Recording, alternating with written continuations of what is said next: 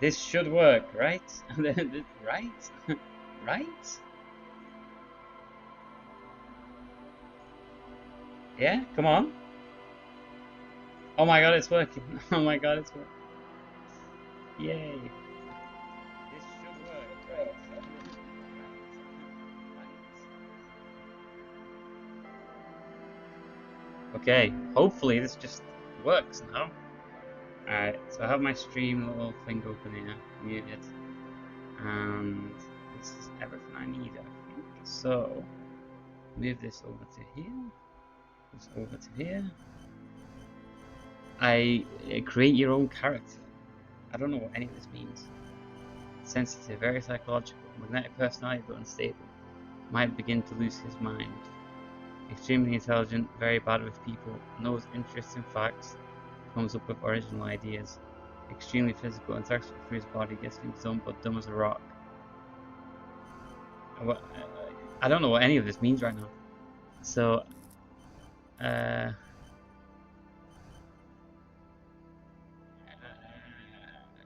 thinker though. I like that. Extremely intelligent, very bad with people, knows interesting facts, comes up with original ideas.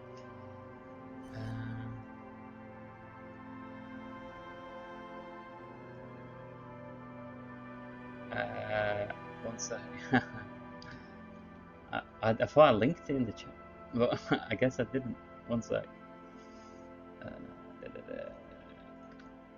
Okay. Right, so I've got that. And okay, right. So I don't know what the fuck to pick here. So I think I'm just gonna go with. Oh no, I kind of wanna. I kind of want to balance between this and this. I don't really care about the physical shit, but I assume that's probably important. Yeah, fuck it. Go on then. Alright. Alright, so I'll probably. So I don't really care about physique, I think. I'll just do like. Your senses, how agile you are. I think that's better, but obviously if you. Random. Hold on. You can get 6. Oh, that's probably really good. 622. No. Do right. Set them all to 1, and then try to get it that way. So intellect, I think I want 4 or 5. Psyche, probably 3, and then I assume like that's probably. I think that's all right. I mean, I'll be gonna be weak, but that's fine. I'll go with this. If it's bad, then it is what it is. Well, whoa, there's more things. Encyclopedia, open. Weird raw intellectual power. Deduce the world. Call upon all your knowledge. Produce fascinating trivia. Practice the art of persuasion. Enjoy rigorous intellectual discourse. Drama. Play the actor. Lie and detect lies. Understand creativity. See art in the world. Visual calculus. Reconstruct crime scenes. Make noise. Physics network. The law. Volition. Hold yourself together. Keep your morale up. Hunches and good feelings. Dreams in waking life. Understand others. Work your mirror neurons. Intimidate the public. Assert yourself. Esprit de corps. Connect to station 41. Understand cop culture. Charm men and women. Play the puppet master. Well, I don't think I want any of these considering their strength. I'll read through them anyway. Take the blows. Don't let the world kill you. Oh wait, what do you mean clicking? Oh wait. Well, that changes things. All right, cool thought. And I'm gonna go back from the beginning then. Cool thought. Analysts, pure rationalists, obviously logicians. Logic gives you to know the case. It enables you to piece things together, detect inconsistencies in statements and calculations, conclusions. It's the bread and butter of many detectives. At high levels, logic will be able to solve even the most complicated puzzle. Very proud and then susceptible to intellectual flattery for those blinded by their own brilliance, often miss important clues. With low levels of logic, you're going to have a hard time solving even the simplest puzzle. Find pieces build Okay, and I can't click on anything on that. Right, so next. Cool for thinkers, historians, trivia freaks, Jones. Who knows when the history of cigarette plants our knowledge of previous state of life at high levels is likely shares this knowledge to enormous level and degree. While it may give you crucial breakthroughs, it will often clutter your mind with useless tidbits of laws. And recommend programs going to the text. Before I go to debate, to discuss.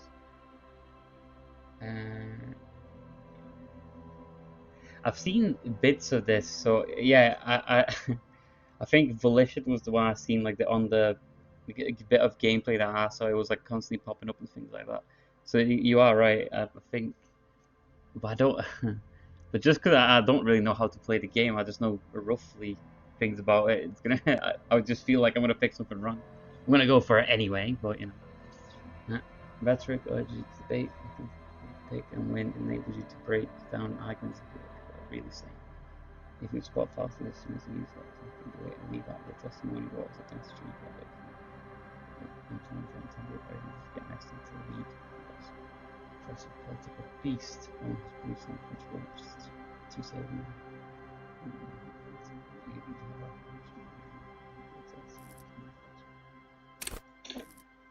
Cool for undercover cops, festing with city psychopaths.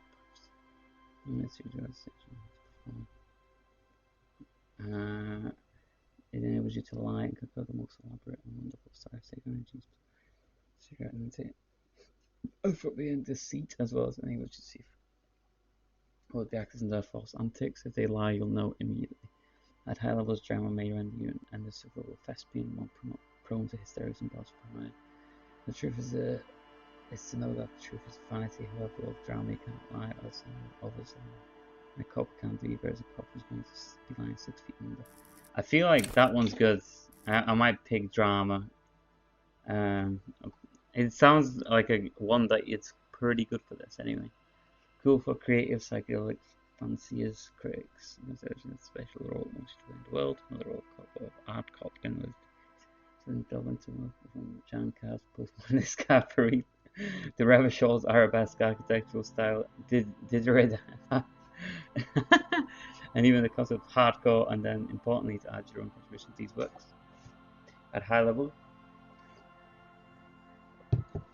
it makes you go big, perhaps too big. It's ostentatious, demanding grand displays. Why live life when you can throw yourself into a live volcano? At low levels, however, you'll be unable to see the world in a creative light, and you'll be unable to contribute to conversation in art gallery.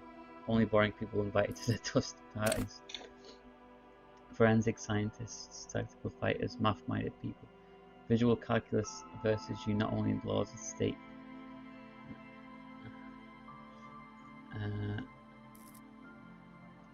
You'll see how bullish out of the glass and from that truth.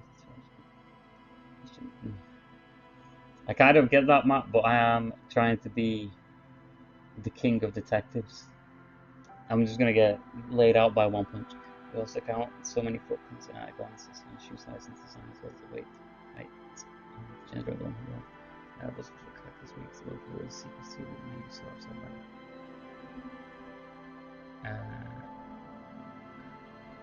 So I mind that I need to see things like that. Look bullshit minds, I would be blind.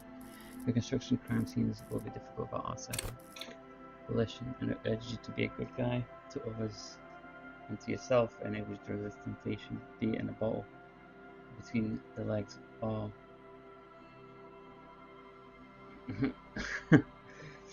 at high levels, volition makes you hyper sane when you're about to get funky push normal.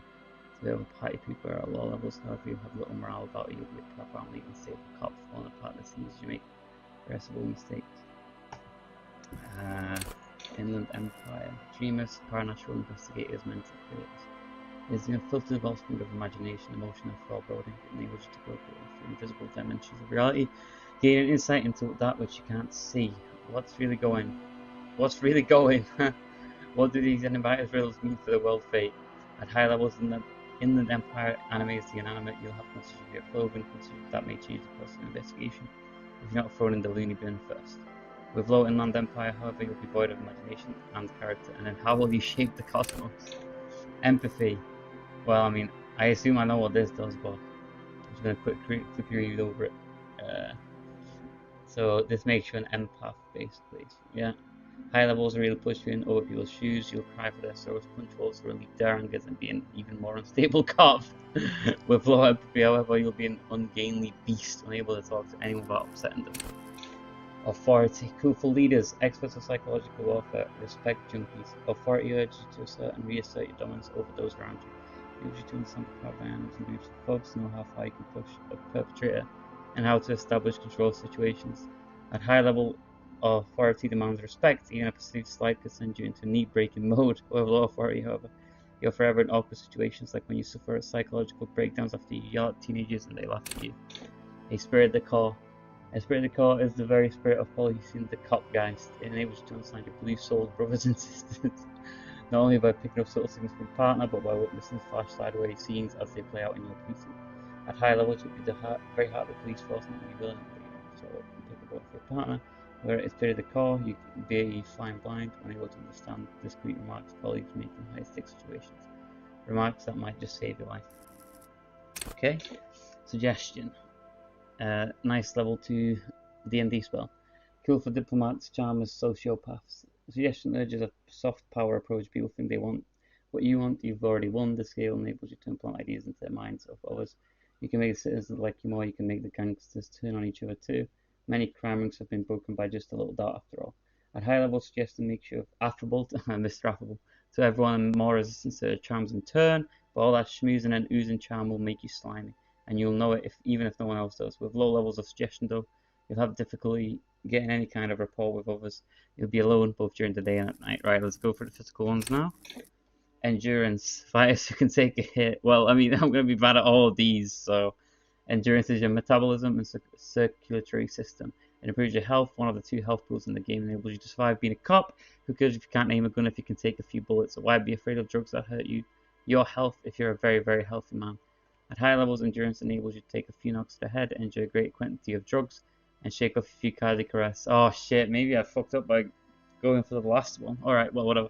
However, cops with low endurance are likely to struggle. The body is frail already, and the flesh of a cop will often be tested, and if it doesn't pass, it dies. Pain threshold. Unstoppable fighters, guys who won't die, masochists. Ignores damage so you can push on, bloodied and crawl into the bitterest end. To negate damage you would otherwise take, even mental pain, heartache and loneliness. In fact, these things can become a thrill you seek out and perversely revel in. At high levels, pain threshold turn. Well, I don't need to know that part, but it turns on in and of itself is a seriously unhealthy way with full and self-destructive behavior. With a low pain threshold, however, you will suffer too easily. Even a slap from a teenager will make you whine and complain. Physical instrument. Muscle men, bare knuckle brawlers, gym teachers. Physical instrument is not only your muscles and your skeleton, it is your ability to use them effectively. It enables you to do push-ups, sit-ups, knockout punches, and 360-degree spin kicks. It's a one-size-fits-all solution for thriving and surviving in a physical world. At high levels, physical instrument breaks doors, chains, and bones, makes you laugh at the namby pansies who can't. You'll be manned up, encouraging others to curl iron until they're manned up too. At low levels, however, you'll have a hard time arresting anyone who isn't infirm or already dead. Oh well. Well, I mean, if they get away, I still have the evidence, it's fine. Indeed, engaging in physical confrontations could leave you in either state. Electrochemistry. Cool for high flyers, party enthusiasts, cops who need light. Electrochemistry is the animal within you, the beast longing to be unleashed to indulge and enjoy. It enables you to take drugs with fewer negative side effects. It also enables you to better investigate lurid matter if you need to understand the chemical breakdown of someone blasted out of their mind, or in fact, understand sexual dynamics. Electrochemistry is there to guide you. At high levels, electrochemistry makes you a man of unrestrained pleasure, unrepentant Lothario who leers at people with a bottle of speed and a plastic bendy straw in either hand. With a low electrochemistry, you'll be too innocent to be effective. Without a working knowledge of drugs and sex, the city will be difficult to understand. Well, that's already a foregone conclusion. Cool for city lovers, the wisest of the streetwise, the genuinely supernatural. Shivers come when the temperature drops and you become more keenly aware of your surroundings. It enables you to hear the city itself to truly belong to the streets. It is a supernatural ability. Old wrongs play out in present time. Scenes across the city happen in front of you, but who is speaking to you? At high levels, shivers may make you seem mad to the outside world as you listen to the city, you don't listen to others. Your superiors may begin to worry. With a low shivers though, you will seldom hear the city speaking to you. And if you cannot hear it, how can you ever save it? Half-light. High-strung investigators shoot now, ask questions later, cops surprise haters. Half-light is your fight or flight response. It enables you to sense this way situation about to turn, injects palpable fear into your heart, fear that urges you to act before it's too late to act ever again, fear that makes you frighten others. It is the aggression that lets you squeeze every last drop of information out of a witness. At high levels, half-light makes you ultra attuned to the world. It is perpetual fear of your own shadow or someone else's name or scent. You'll be ready always to pounce and physically interrogate passers-by. At low levels, however, you'll find your survival instincts lacking and your methods limp-wristed. Those who respect violence will not respect you. Okay, last one. Hand-eye coordination. Cool for trick shooters, snipers, jugglers. Hand-eye coordination loves the interaction between you and things that fly in the air. Enables you to catch crimes from mob bosses, shoot straight, and understand firearms intimately. Want to know the precise make and mark of a pistol? HE coordination's got you. Want to shoot someone with it? Ditto. At high levels, makes you deadly, or supposing you've got a weapon in your hand, but once you do, it will compel you to take this shot, even if it's not the best approach. At low levels, however, you'll be even more of a disaster in waiting, because when the guns go off, and they always do, you'll probably hit the wrong target. Okay? Perception. Fine details, detective, sensualist, urban scavengers. Wants you to be open to the world of eyes, ears, and nose working at full capacity, and able to take in what others don't notice. The little water bills hid away in the sugar bowl, the odor of a perp, hiding beneath the floorboards, the gulp of a suspect after claiming they've got nothing to hide. At high levels, perception takes in every final detail of the physical world, enough to overwhelm all but the strongest mind. However, for low levels, you're going to miss out on everything. After all, you can't arrest what you can't see, hear, or smell. Reaction speed. Reaction speed is the agility of your body and mind. It is instinct that enables you to dodge punches, knives, and bullets. Also, sucker punches of the verbal kind. You'll be more streetwise, never lost for worlds, or lacking a witty comeback. Your mental accuracy lets you connect little details on the fly, working in tandem with your intellect.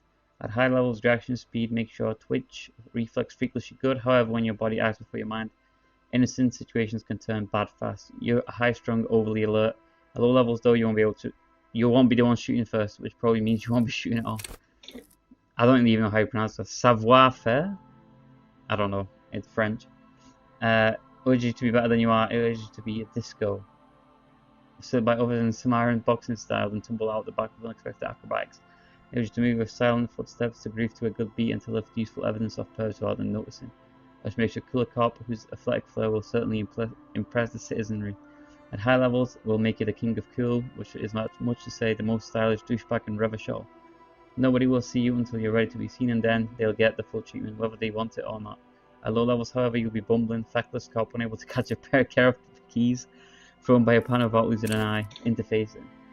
Machinists, thinkers, instrument players. Interfacing wants you to connect with machines, to use and improve them. Oh, that's like science, I guess.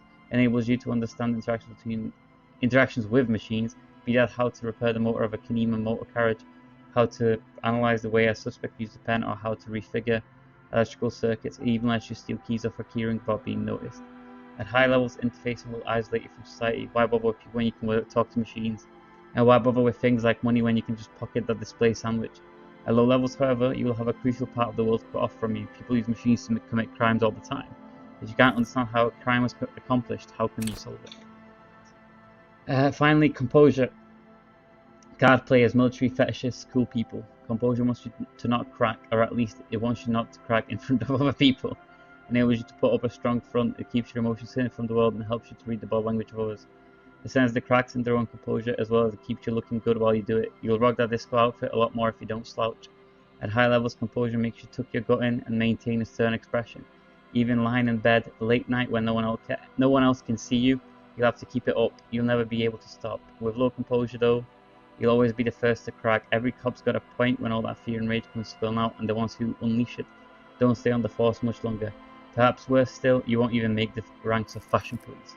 Okay, so I've thought about my choices as I was reading. I like the sound of these two. I think Daz, you made a good point that, you know, they are your beloveds. They both sound, Volition sounds like the best one to listen to, at least.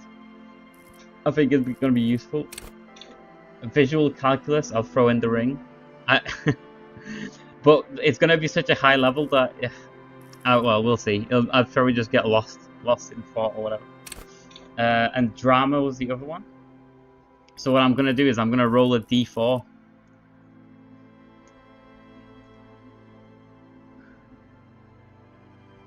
Oh. Right, okay. So I'm just going to look at that graph here. But I'm going to nix the bottom ones anyway, for now. And I'm going to roll a d6 from the top ones, the top 6.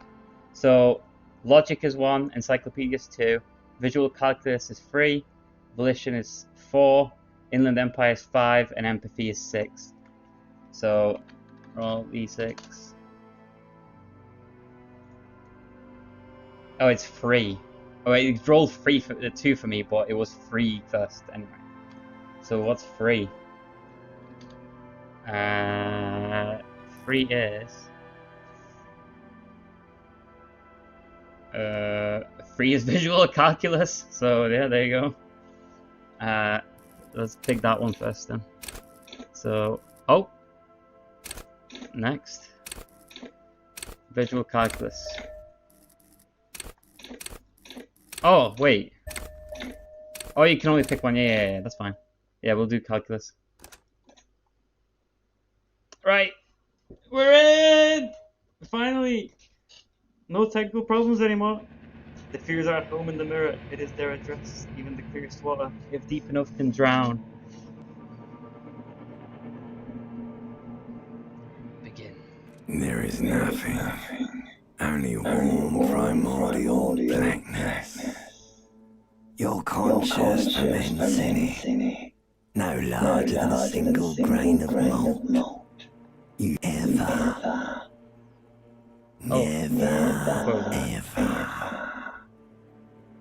Never, ever. Never, ever, baby. And not in amount of time passes. It is only void of struggle. No ex-wives are contained within it. This is great. Give me some more. What was that about the X something? What was that about the X something? An awareness creeps up on you. A mass lies hidden in your dead angle, soaking in some lurid acidic sauce, bloated and shameful, a ball of meat surrounding you. This is a terrible line of questioning, and it will only lead to more awareness of the meat thing. Expound, extendedness. It is foolish of you to resurface to the loss. Not after all the damage you've suffered to get here. Some of it irreversible. Stay, sail with me through the abyss of Pelagic Zone. Alonzi, never let me go. No, I want to get off now. I like pain and burning light and wanting things from people who don't want to give them to me. Do you really? Now, don't be naive, of course. I want to sail the inky blackness into a forever end. No, I do. Let me off. You wouldn't like it if I told you what was back there. Why'd you think you had to bludgeon yourself into oblivion? Or did you not sense yourself marinating? Poured so much on yourself. Got a bit carried away, did we, Chef? Fear and apprehension. You should ask yourself that first.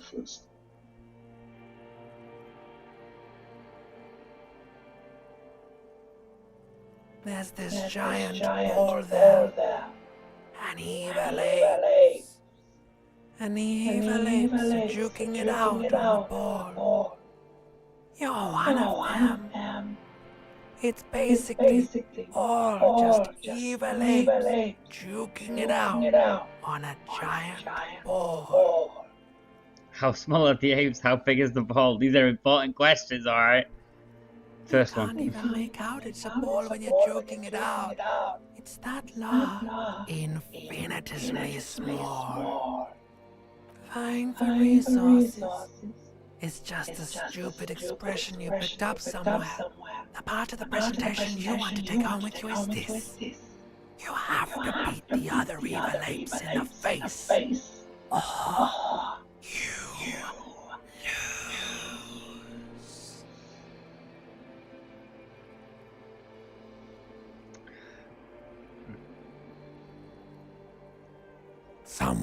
saw bloated man meat around you. A sensation. Like a fly to the ointment, your conscience sticks to it. The limbed and headed machine of pain and undignified suffering is firing up again. It wants to walk the desert, hurting, longing, dancing to disco music. The stench of liquor rises from your mouth, and with it, an ungodly headache. Who am I? What's the creature that does this to Roma? Someone come ahead, trying to murder the rest of them. A fiery streak penetrates your skull, trying to force your eyes open. It's a sound, a clarion call from hell. Somehow, you know what it is. A Caprice Canadian motor carriage.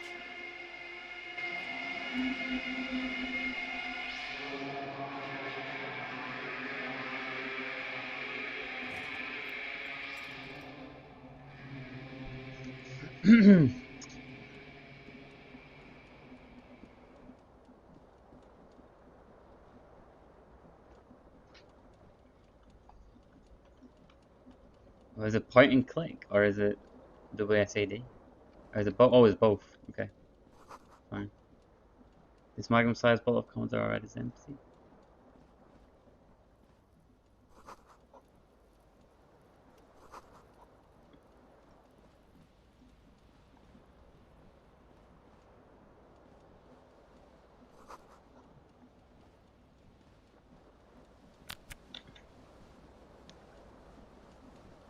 This fan has two chamber switches. One ends in a tiny fan, the other in a light bulb. A truly horrific necktie has somehow attached itself to one of the blades. That. What? Why would I even bother attempting that? I'm gonna fucking hurt my hand. The blades come squeaking to a halt. It should be easier to reach the tie now. You swoop up against the tie. Snap. It's released from the blade. What you have in your hand is a truly hideous thing tie, with 4 or 5 different patterns. The knot reminds you of a noose. A terrible mistake. Turn the lights off immediately. You can practically feel the photons burning a hole in your brain. Oh, what? You feel something in your chest. Oh, fuck's sake. Did I just die? Into your left arm, your jaw. Fuck's sake. I'm sure it's just hard, but oh god. No, it's many years of combined self-neglect and self-abuse. All you feel is pain and weakness. You have to surrender now. Cop suffers final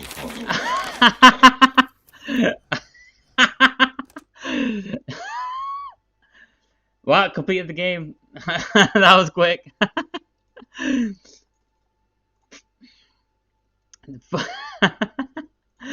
Well, I'll give myself 1 physique, I guess, after that. I'm not changing anything else. I already rolled this. I'm not changing that. And then, yeah, just start again.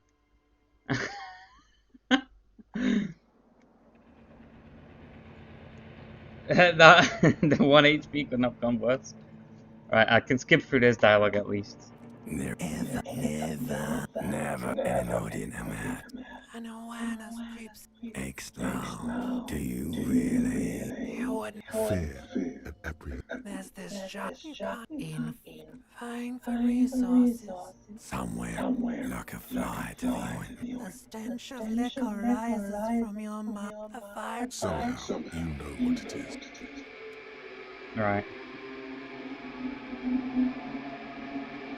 I can't believe how fucking... Yeah, the 1 HP, just turning the fucking lights on killed me. that was just so much special right there.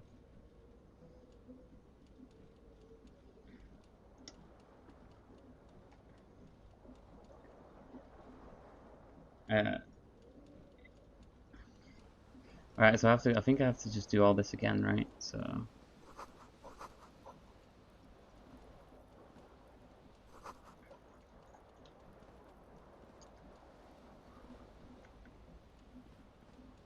is that like underwear? I can't even fucking tell.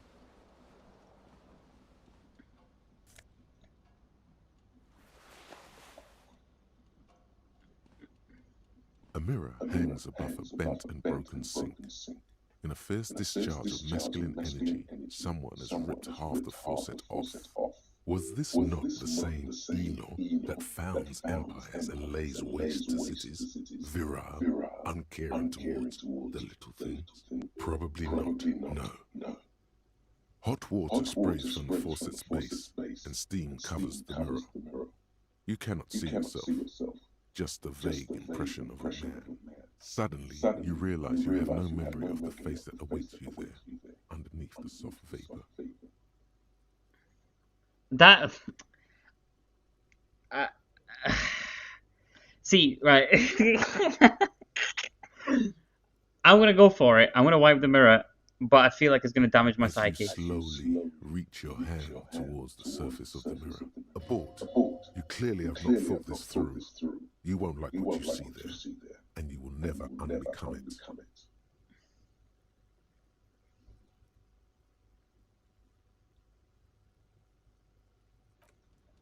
Hey, I'm not risking that. I'm not risking a psyche point already. Oh, right, there we go. I should have saved before I did that, but I didn't know. I didn't know. Pants, yeah. I get the tie afterwards. What the fuck is that? Oh, it's a window. Right, okay. Let's do the tie thing again. This fan has two chain pull switches. One ends in a touch. The blades come squeaking to a halt. It should be easier to reach the tie now. You swoop up against the tie. Snap. Cool. It's released from the blade. What you have in your hand is a truly hideous thick tie, with 4 or 5 different patterns. The knot reminds you of a noose. Cool. Right, so I got all that stuff sorted now. You hear a jingle. Keys are clinking in the pocket of your flare-cut pants. It says, whirling in rags, on the aluminium keyring. There is a single key on the ring. The number 1 is etched on it. It should open the door. Okay. That's shoes. Oh, yeah. Wait, I need to find the other shoe. Or maybe you only need to get the one. I can't see anything else that has it though. The window stands broken in its frame. Cold wind blows in. The shards face outward. Whatever broke this window came from the inside. That's the way it visualizes that is really fucking cool, by the way. Like if you look at the window on the left, it like has the impact basically. A fine web of scarring covers the back of your right hand, but none of it is recent. More likely a projectile than a held object. There are no fragments on the floor from pulling a tool back in after impact. It is too large for a bullet, yet too small for a piece of furniture. You're looking for something heavy and larger than your fist. The single green shoe you found fits the hole almost as well as your foot. Oh, I see. Thrown with force. Okay, that's where the other shoe is. Congratulations. You smashed the window with your own shoe. Now you only have one. If you're lucky, you could still find the other one on the balcony outside.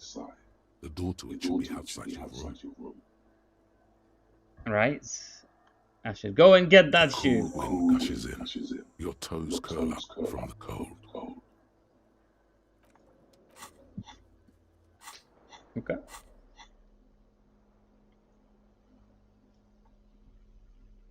Oh my god, the things give you...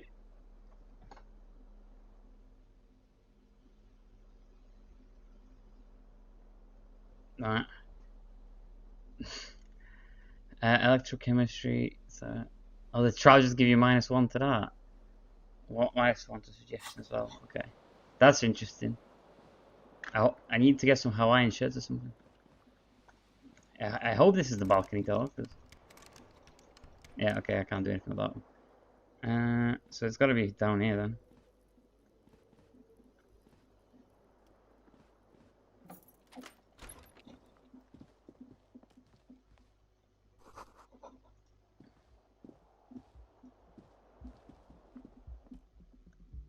Oh wait, I'll just leave the fucking... No, I want my shoe. Oh no, wait, I was right. Cool. Oh, oops.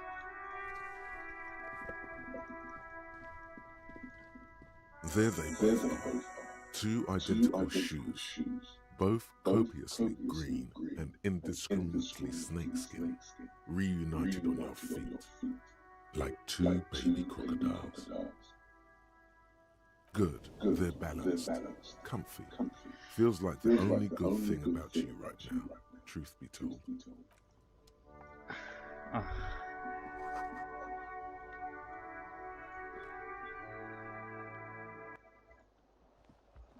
Oh, someone's changed. Yeah, I'm taking that.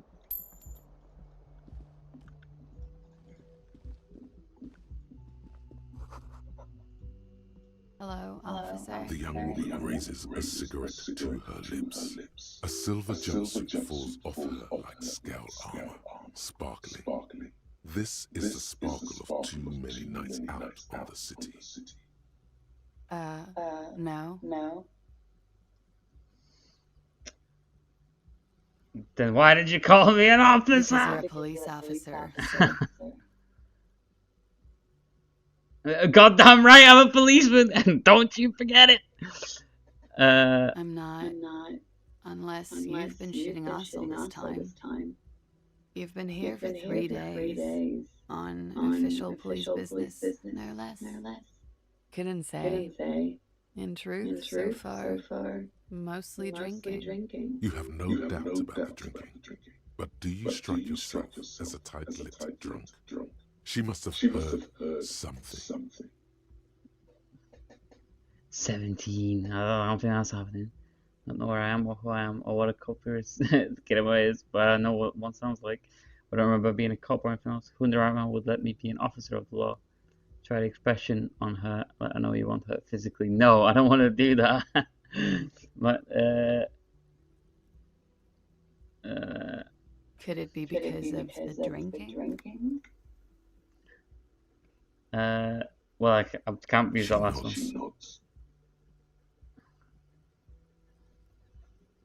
There's a mercenary out back.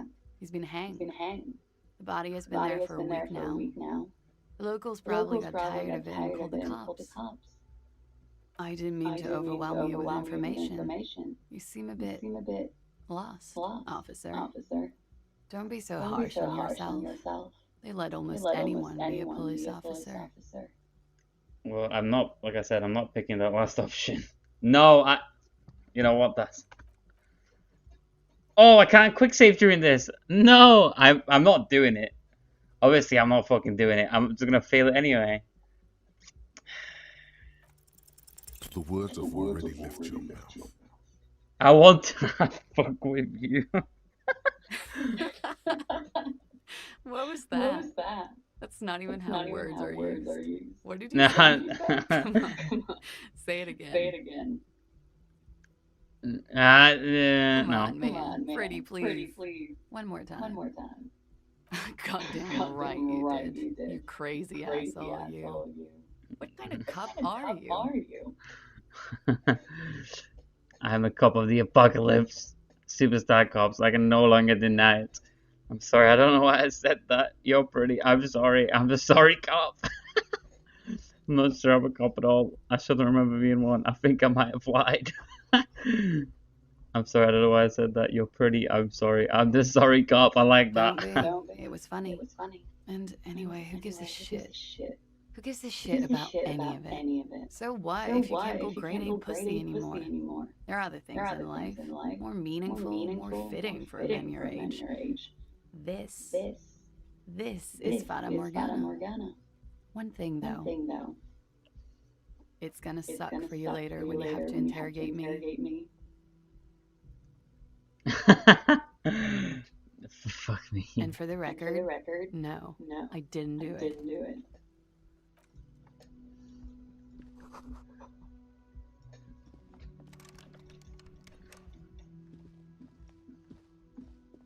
So there's no point in going for that now. We're gonna leave it for now. This is the weekend historical newspaper, Trump Le Monde.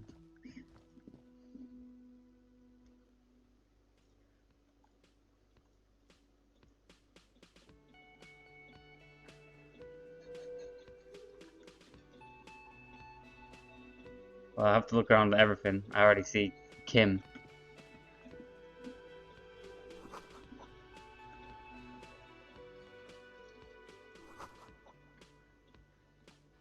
Oh no, don't. I don't want to do that. You should totally sing karaoke here, the first chance you get. Your emotions need to be expressed. People need to know your vast, oceanic soul. My soul is modest. It's normal size. My soul is puny. My soul's cupid contact is obscured by the hangover. My soul is immense. And it needs to be heard through a PA system by other people. What should I sing when You it have comes not to yet it? stumbled on the right lamentation, but it's out there. It'll come to you. You will wreak havoc with it. Don't worry. No. Don't sing the happy song. It's stupid. Sing the sad song. It's profound. You have to find something tragic to sing first, though. Oh, okay. So I have to find a song or like a lyrics or something. Okay. A man in his late 20s stands behind the counter, inspecting a stuffed seabird. As you approach, he gives you a sideways glance, then looks down again. That was disdain in his eyes. Even now he's purposely ignoring you. Oh no, you're a hero. A real hero.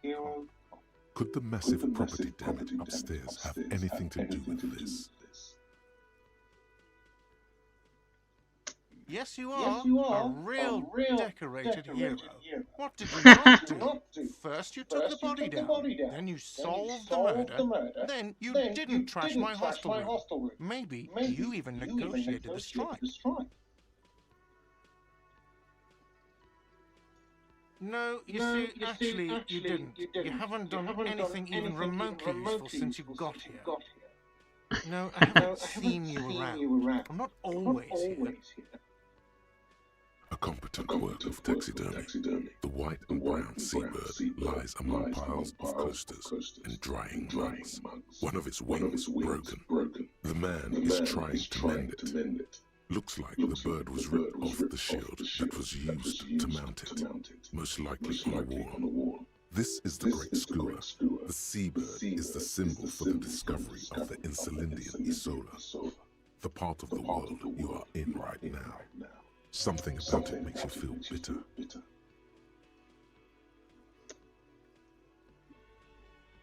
Look, your buddy is over there. Why don't you go and talk to him, okay? He pretends not to hear you, concentrating on the bird instead. No, I'm not the bartender. I'm the cafeteria manager. You look like a That bartender. period of my life is over. Not everyone who stands behind a counter is a bartender, okay? I'm the cafeteria manager. He did it. Alright, I can leave now. Then pinch some things. Oh.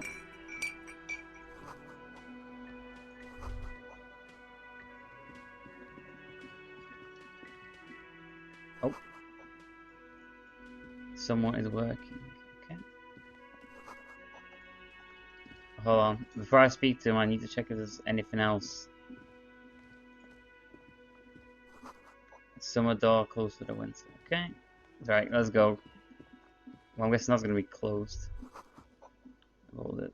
Kitchen reserved for personnel until 1. And this is the last one. This rope pinball machine is unplugged. Okay. I'm going to speak to her first. Hello, sweetie. The cryptozoologist's wife. You shouldn't keep your colleague waiting. She nods towards the man in the orange bomber jacket. What? What was the point there? A bespectacled man in an orange bomber jacket is tapping his foot on the floor. Looks like he's waiting for someone. As you approach, he narrows his eyes and extends his hand in greeting. If an assault were launched on this building right now, if the windows came crashing down and the whole world descended upon you, this man would hurl himself in death's way to save you. You are sure of this, but why? Hold on. Who is he to me? He is your half-brother. Hello. I'm Kim Kisoragi, Lieutenant, Precinct 57. You must be from the 41st. You realize he's waiting for your name. This is your chance to come up with a really good name for yourself. Oh my god, that check is so fucking high for me. Please don't fuck it. Yes, let's go. Concentration. Squint your eyes. Your name should be deep gold and orange, like a forest fire looming on the horizon, but mixed with the stench of liquor rising from your breath. You're 2 steps closer to it, but there are still many to go. Okay then. It looks like we had a little scheduling error on Sunday. Saturday too, actually. Have you had time to talk to the manager here? Yes, I spoke to the manager, Kim. What he means is, he has been trying to meet up with you for 2 days, but you have been otherwise occupied. You mean him? Yeah, I just talked to him. If you don't mind, we should talk to him again. Ask him for a rundown of the area. Now that I'm here as well. I understand the scene is all back, right? It also wouldn't hurt to assure him the police are finally here. In full force, I mean. Have you mapped out the initial interviews? What interviews? No, yes, the police. I'm aware, I'm a policeman. Right. And the interviews? I haven't. What interviews? No, I'm not gonna tell you anymore. I have mapped out one, technically, and just not any others, so I'm gonna say yes. But even if you haven't, we'll have time for that after we take a look at the coroner's case. Have you removed the dead body from the tree? Look, man, you know. Yeah. Does that mean the body is no longer in the tree? Dead body?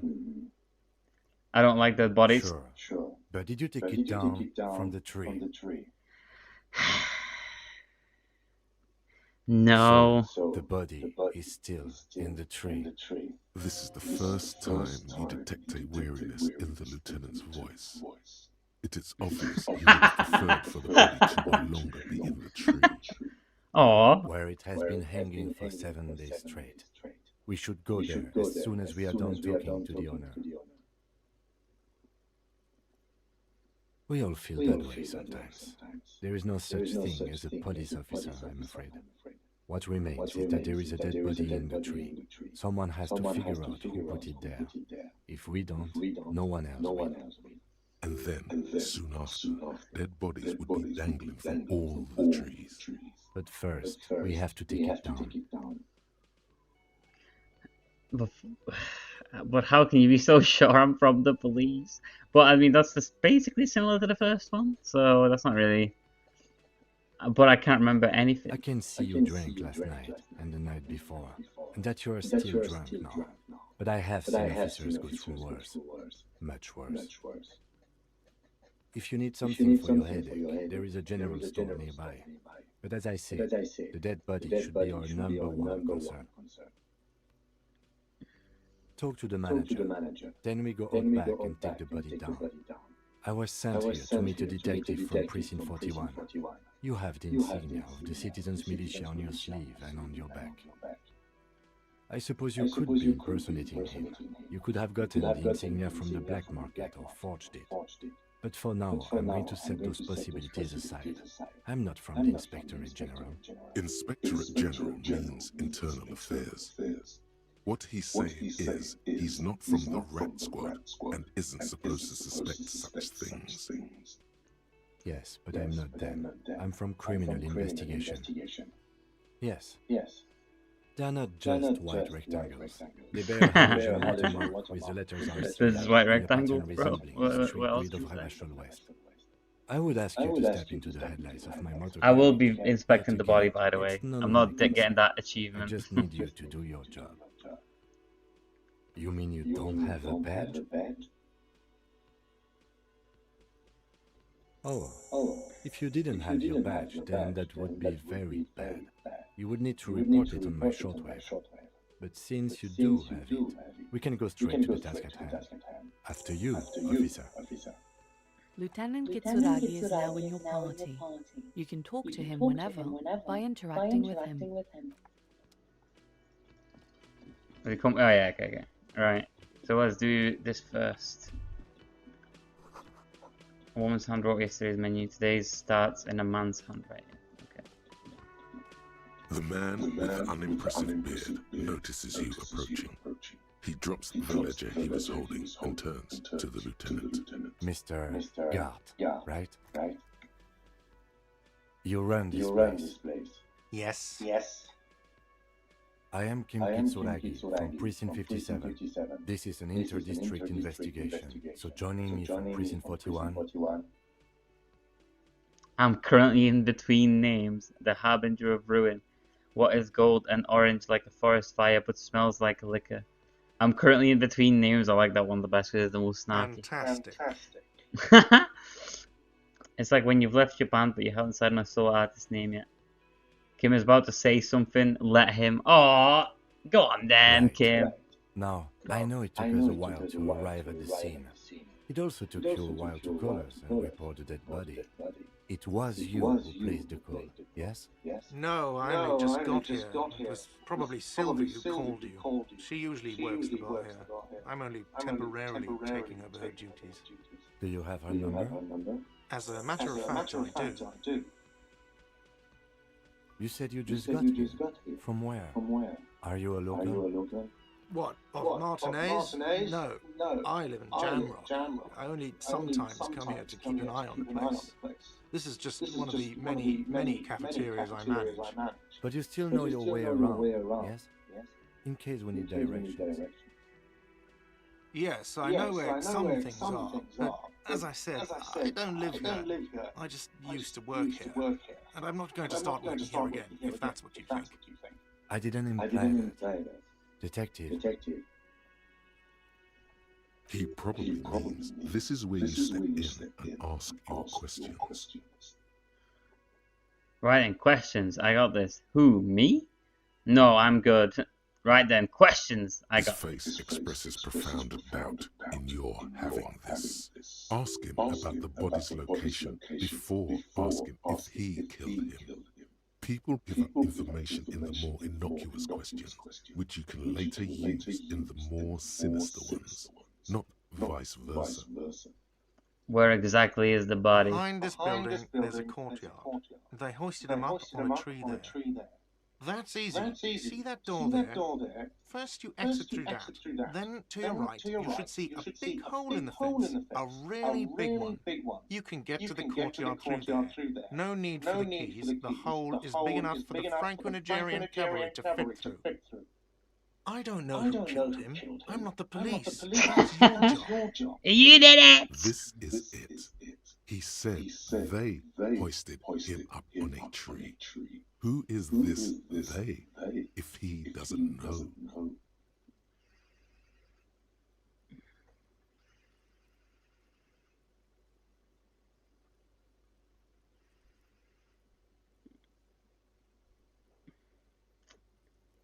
Before you said they hoisted him up. That is interesting about the People say portrait. it was the Union dock workers, that it was a lynching. Well, The locals, the main customers, characters people who's who currently eat here, nameless a as lot of of now dock workers is eat here. literally just like Sylvie told me a everyone knows skull. the It's dock just workers completely did it. shrouded. The people who you hear a lot of dog workers eat. Did the debarders themselves tell her this, or is it a rumor? I don't really know. You'll have to ask her. Ah, okay. I would suppose it's because they have nothing better to do. You mean the strike? Yes, the strike. The man they hanged was a security guard for the harbour company, I hear. A mercenary. The unionistas probably thought they'd send a message. The lieutenant turns the page in the little notebook he's been scribbling in. She went away because none of your business. Have they not been telling you you're a cop? Okay, you got me. She went away because of the dead body out back. And because I asked for her number. That's why Sylvie went away. I hope you appreciate that. Yeah, I do. Mystery solved. Did it go well? Mystery solved. Because I thought you were supposed to be investigating the lynching, not my employer conduct. I guess I like to be thorough. This stuff gets on my nerves. I am a feminist. What? That's right. If there's one thing I know about myself, is that I'm a total raging feminist. You heard me. Do you have a phallus in your ear? I said I'm a feminist. I'm not a feminist. I just wanted to see the look on your face. Third. But there is a timetable for this investigation, dictated to us by the stages of decomposition, and it says we need to move on. But there is a timetable for this investigation. You've gained a thought. When this dialogue is over, go to your thought cabinet and internalize it with special bonuses and effects. Let's go. Not so fast, Mr. Feminist. You owe me 130 real. What's real? Excuse me. You owe me 130 real. The IIR, or Inter-Isolary Real, is the global reserve currency. Whatever part of the world you're in right now, it's safe to assume he means you owe him some money.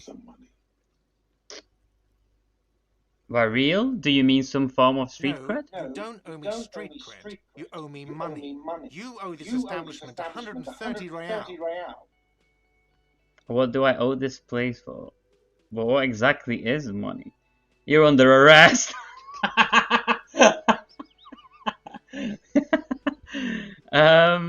You're under arrest. I haven't done anything. 97? Yeah, go on. Yeah, let's go. Did someone order a vague, farcical reading of the law? More than one pops into your head.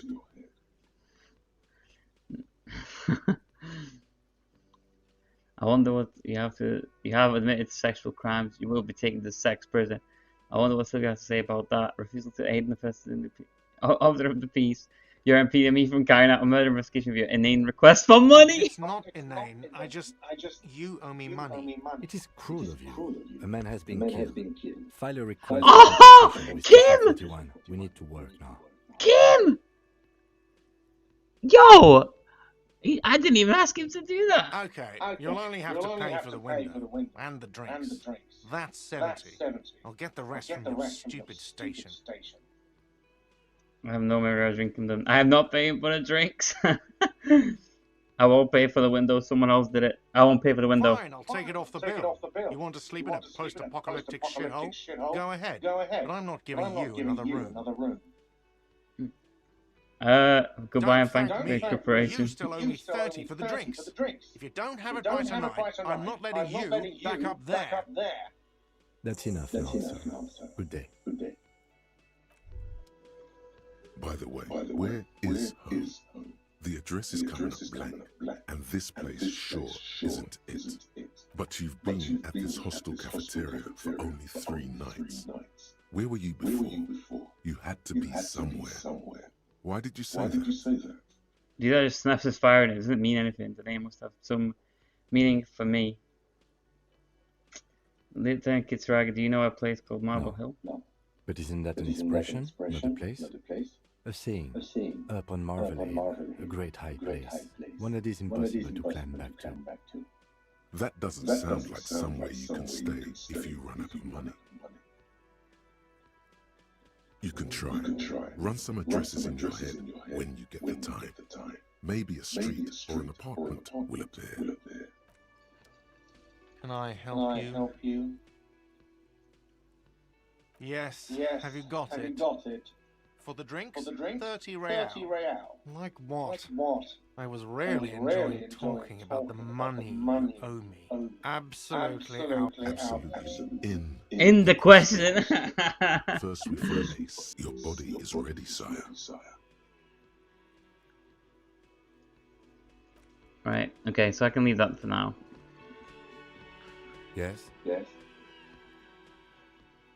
Me? I don't see how my life is pertinent to the investigation. We'll work better together. Also, as well, if you're suggesting things, I won't. My stream is probably like 3 minutes delayed because of YouTube, so I won't be able to read them and then obviously react to it. But I am reading them as it happens. I will say most of the time I will go for like the crazy quote unquote option. So unless it's like I have a low chance of a low chance of doing it. Yeah, I'm aware of the thought cabinet, but I'm just trying to get all the dialogue things sorted first. Well, if come on, turn open up a little. If you insist. What do you want to know? You don't look like other people around here. That's racist. What do you mean? You know when you're thinking, do you ever have conversations with like your brain? I have no idea what you're talking about. The lieutenant's conceptualization skills must be rather rudimentary. The lieutenant is a police officer of the old school. His concerns are material and extrinsic. But this isn't an old school case. So what? That makes you the new school? God spare us. For real detective work, nothing beats a good notebook by your side. The lieutenant produces his small blue notebook and idly thumbs through a few pages. We all have our different mediums. His is written. The reason I didn't go for that option, the sex crimes one, is because the top one was a check, and it also had a it felt like it would reduce the amount of money needed. No. Your brain sends a signal to your lips, but they refuse the order. Something is paralyzing them. You're pretty sure it has something to do with the lieutenant's eyebrow. Something the matter, detective? What's going on? It's like you're a puppet in his hands. Fuck me, it was a 14.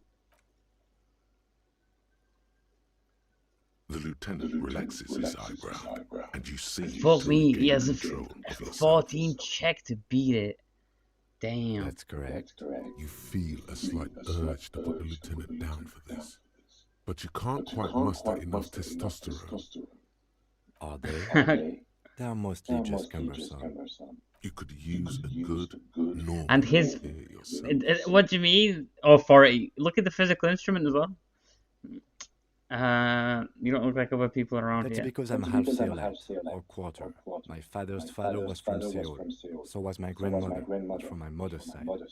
It's not an interesting topic. It's a part of the world, officer. A geopolitical entity and a geographic division. I told you it wouldn't be interesting. Seoul is a protectionist, isolationist, pan-Isolary state west of the Insulindian Isola. Actually, it's quite interesting. Some would even say mysterious. You're barking up the wrong tree. I don't speak a word of Seolite. I've never met either one of my grandparents, and I've never been to Seoul. I'm a regular Rebasholier. A point of pride to him. Good. Okay. Let's change the subject.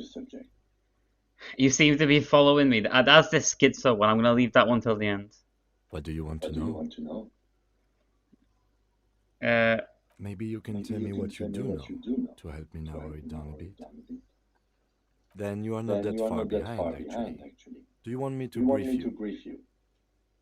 No, I'll wing it. Go 3 on. days ago, the RCM emergencies desk received a report about a security guard who was found hanged in Martinez.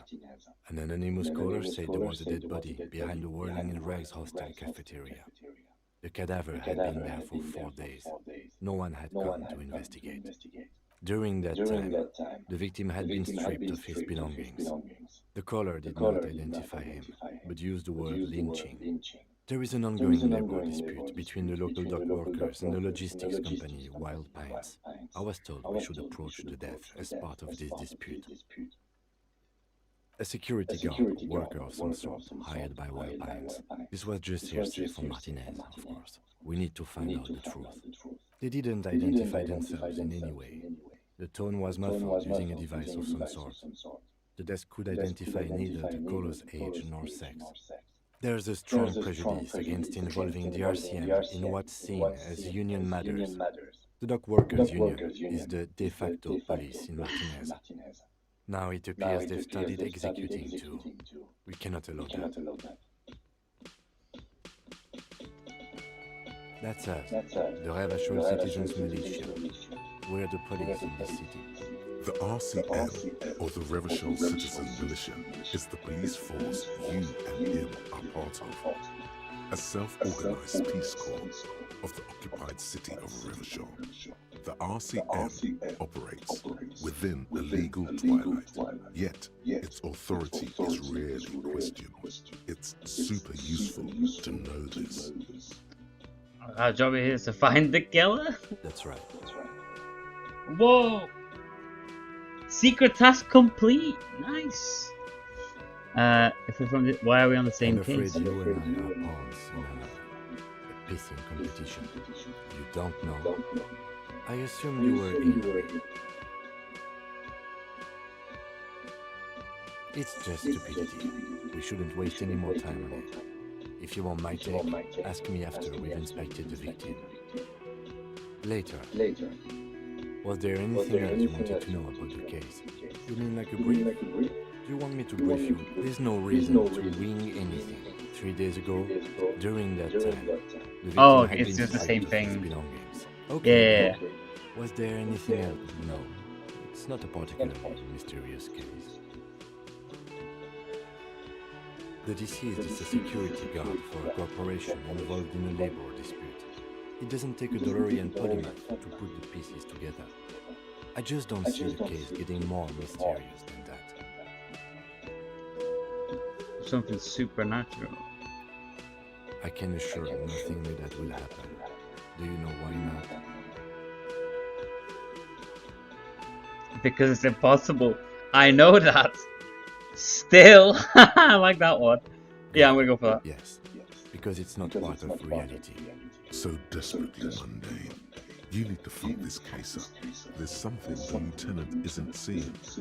The universe is too irrational, too morally complex. You should convince him. Good. Oh!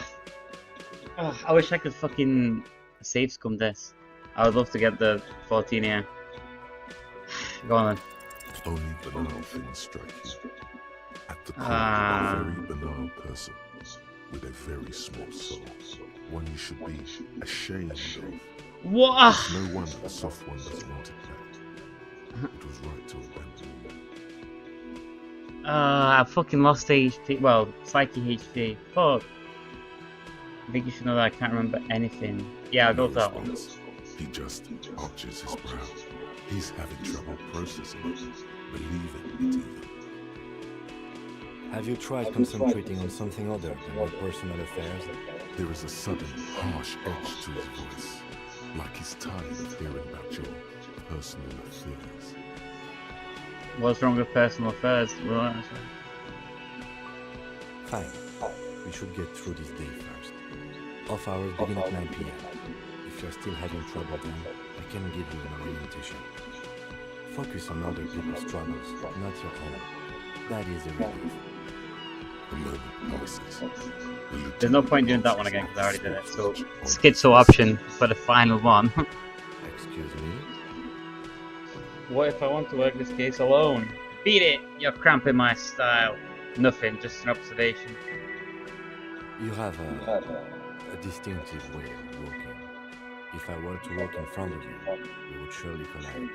I hope you don't take this the wrong way. It's just a collegial observation. In the 50s, Jamrock we call it Shuffle. the Jamrock Shuffle. Officers from Jamrock's 41st The precinct fuck tend does to that move a even bit mean? erratically. They say it's a scene-clearing technique developed by one of your lieutenants for gathering evidence. It's erratic yet thorough. Prioritizes containers. Scene clearing technique developed for gathering evidence. And that's racist. I don't I'm prioritize sure you containers. don't. It's just a stupid interdepartmental thing. I'm making assumptions. We should move on. Passing along frivolous interdepartmental stereotypes is not usually his oeuvre. He regrets bringing it up. Right, so this was the button, right? So I've got this one. So it takes 3 hours of 40 against men. Yeah, let's go. Something something stirs in you, something interdisciplinary. It is a newly formed reaction to the tyrannical gender roles around you, or something you've always had. One thing is for sure, you're not a mild feminist. Oh no, these are incendiary thoughts aimed at underarming the very pillars of society. Could you fashion them into some sort of weapon, perhaps? A first strike weapon to decapitate the XY chromosome hegemony. So this was this one. Unless you want, let's trace your drunken steps back home. Jump across the race channel bridge southwest of it. Fall over, get up. You get off the asphalt in 20 minutes. Shuffle your feet through courtyards, scaring little children. Go under the Great Raised Motor Track, the 881 until you reach Les Domaines Aimont in North Jamrock. The streets are frozen this time of year, caked with ice. Walk down to Main to Perdition. There's a side eye there and your footprints in the mud. I'm gonna go for the feminist one first. I'm guessing that's just gonna happen now. So I don't need to do anything about that. Yeah. Okay, cool. So then I guess we can go Kim. So let's go this way. Oh, wait, am I? Oh, it's the fucking wrong door. She got anything to say now? Hello, sweetie. Wait, who's Sweetie? Her eyes move up and down your person as though taking your measurements. Her attention is scientific. You're a handsome man, officer, with your mustache and your chiseled jaw and that silly dimple on your chin. But dear, you're not for me. I'm too old and too married besides. You must forgive me. I'm getting so scatterbrained. I completely forgot to introduce myself. I'm Lena. My husband Morel and I are staying with our friend Gary just down the street, but I come here for tea when they're away. This Lena is wacky enough for the motley crew. Hire her Oh my on the god. spot. It's really. This is giving me Fear and Hunger 2 flashbacks now. How do you like to roll with me? I don't know if you noticed, but I don't know where I am or what I'm doing or anything. Sweetie needs money. Do you sweeties get money? I'll go for 2 first. Whatever do you mean? I want you to be my wheelchaired partner in fighting crime. Rid in backyards of corpses, catching sequence killers. Sequence killers? Oh my. But I think you already have a partner, sweetie. A partner who needs you to help him get a corpse down from a tree. Kim, of course, I forgot I had you. I know, but there are also side mysteries, sequence killers and forays into the I paranatural. can assure you with absolute certainty, there are no sequence killings taking place in Martinez. Now, gentlemen, no need to squabble. I wouldn't be of much use to you anyway, sweetie. Why? 3 heads are better than Thank 2. you, but Martinez isn't the most wheelchair-accessible place, you see. I'd slow you down, perhaps another time. Oh, that was sweet. All right, now give me money. Sweetie, I heard your conversation with the manager about your financial troubles. When do you get your next paycheck? Oh, fucking hell. Try to force a tear out of No! your really rip into the whole emotional aggression thing.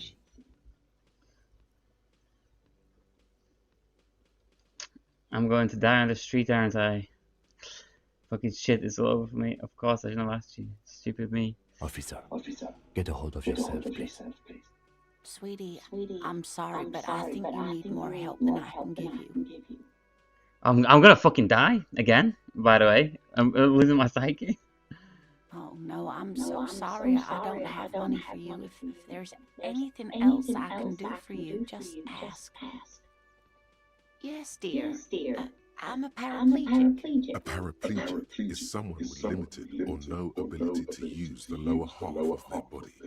Paraplegia is caused by spinal cord injuries, like falling from a great height, or a grenade explosion.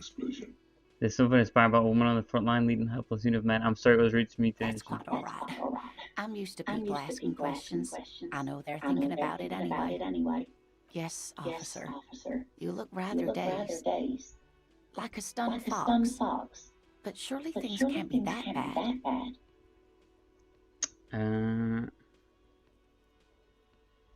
Oh my. You know where we are, right? That's right.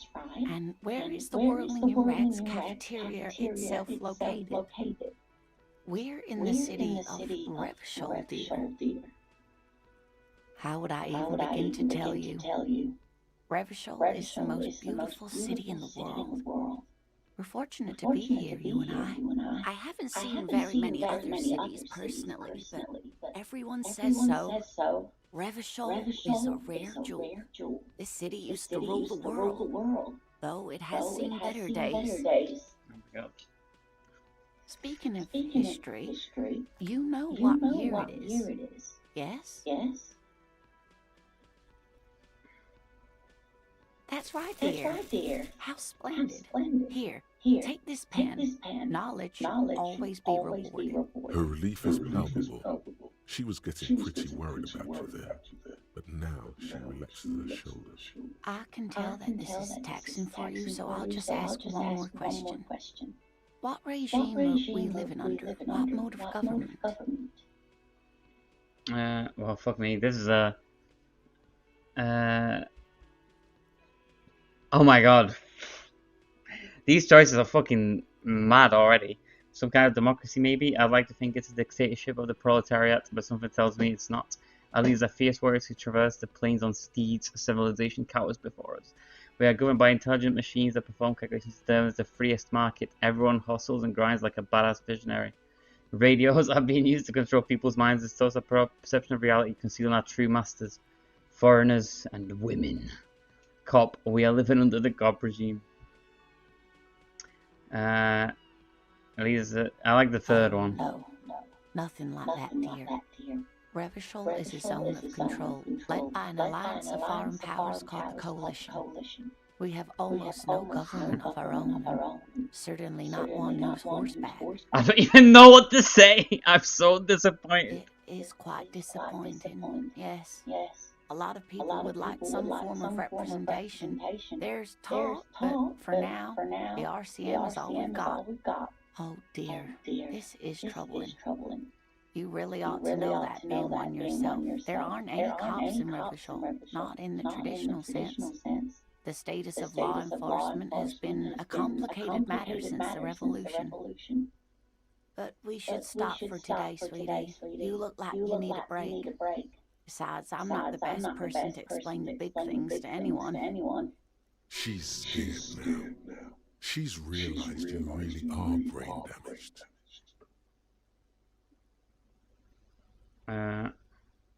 Someone more educated in sweeping matters.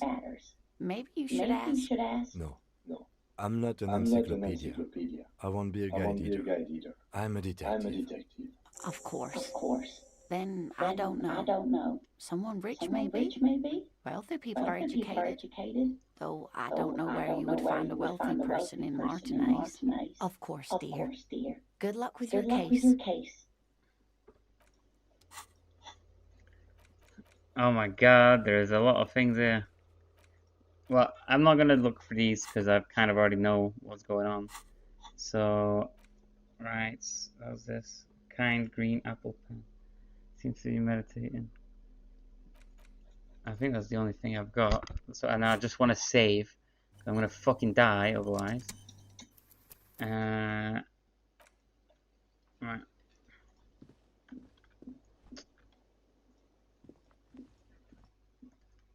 The fifth answer wasn't feminist.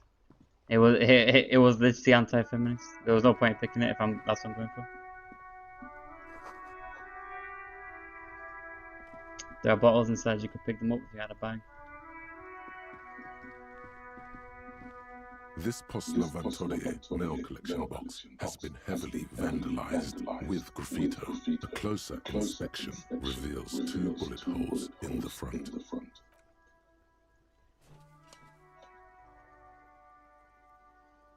The box seems happy. Each shit pig fucked by the coon and St. G with a crown have been scribbled on it. Jenny is a whore and best sex mailbox also. The mail collection box seems Oh my god! thankfully even. So do you. How the fuck did that fix my brain? You swallow.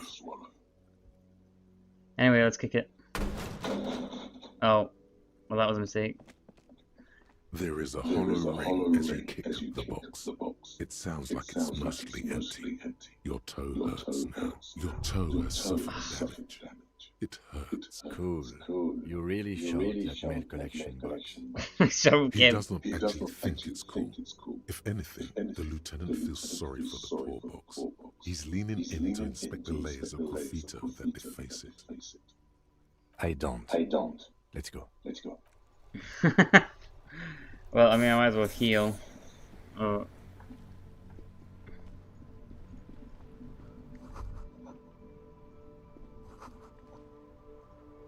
Earthquake, okay.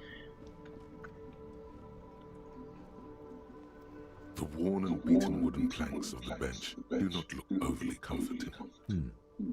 We can sit on benches after we've solved the murder. Let's go. You can revisit the bench if you ever need to pass the time when Lieutenant Kitsuragi is gone. Oh, okay. Thank you for telling me. Before you stands a motor carriage. The bodywork is covered in blue and white livery, bearing the number 57. Vapor emanates from the large engine on the back of the vehicle. It hasn't had time to cool off yet. This must be the infernal machine that toyed from oblivion. The Caprice Canema motor carriage. In the cabin, you are welcomed by a set of steering levers, a radio microphone on a hook, a pull-out toolbox under the seat, and the soft glow of the fuel preheater gauge. The frequency tablet lights up, and a green button labeled Prime Line glows like a feline eye. And then you hear something. The soft purr of electrical kittens, radio waves cast far and wide over the metropolis. A woman's voice greets you through the static. This is Precinct 57. Hello, Lieutenant. How may I assist you? Hello, Alice. Please assist our colleague from the 41st precinct here. I'm putting him on. Come in, Delta 10, this is Firewalker Coffee. Hi, Alice. This is Officer Alice at Precinct 57. How may I assist you? Of course. What is the number, officer? Yes, hold on.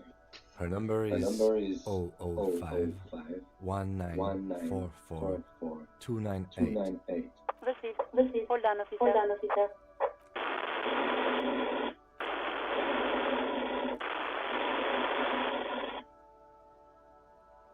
Give it a minute. She might be busy at the moment. Takes a bit to get to the phone.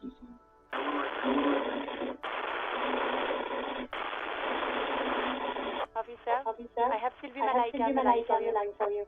Yes, hello?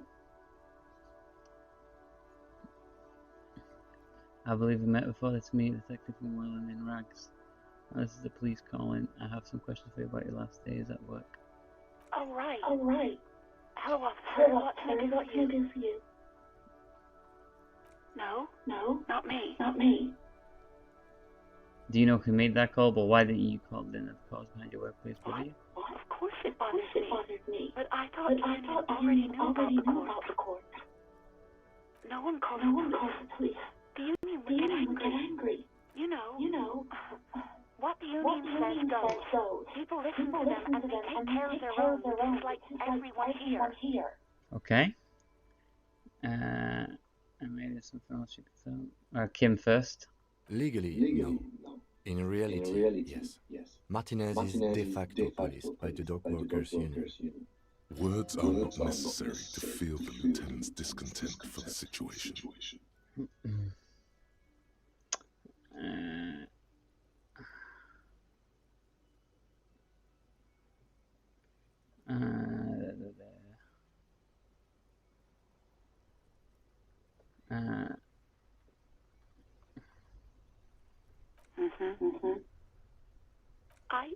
I didn't. Push her further. Show her the error of your ways. The other people who live around here, local people, you don't live here. You don't understand. Squealing is frowned upon here. Everything is dealt with, well, by the union, internally. Please, I just didn't want any trouble. You ignored the law to save your own skin. Go on then. I didn't know I had to report it. I thought someone would take it down eventually. See, and this is where I'm going to put my feminist option, which is 2. Yes, I know. It's just... Was there anything else? No, sorry. I don't. Not a lot of people have phones around here. Copper thieves take the wires. People don't have the money to have the cables put in again. They use the union phone or the one on the coast. So the union has a phone, and there's one further down the coast. Got it. It was someone else.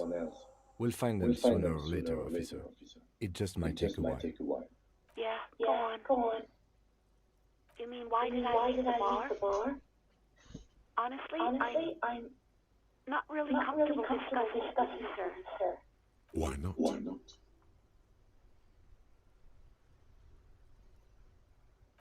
What? No, why would you even think that?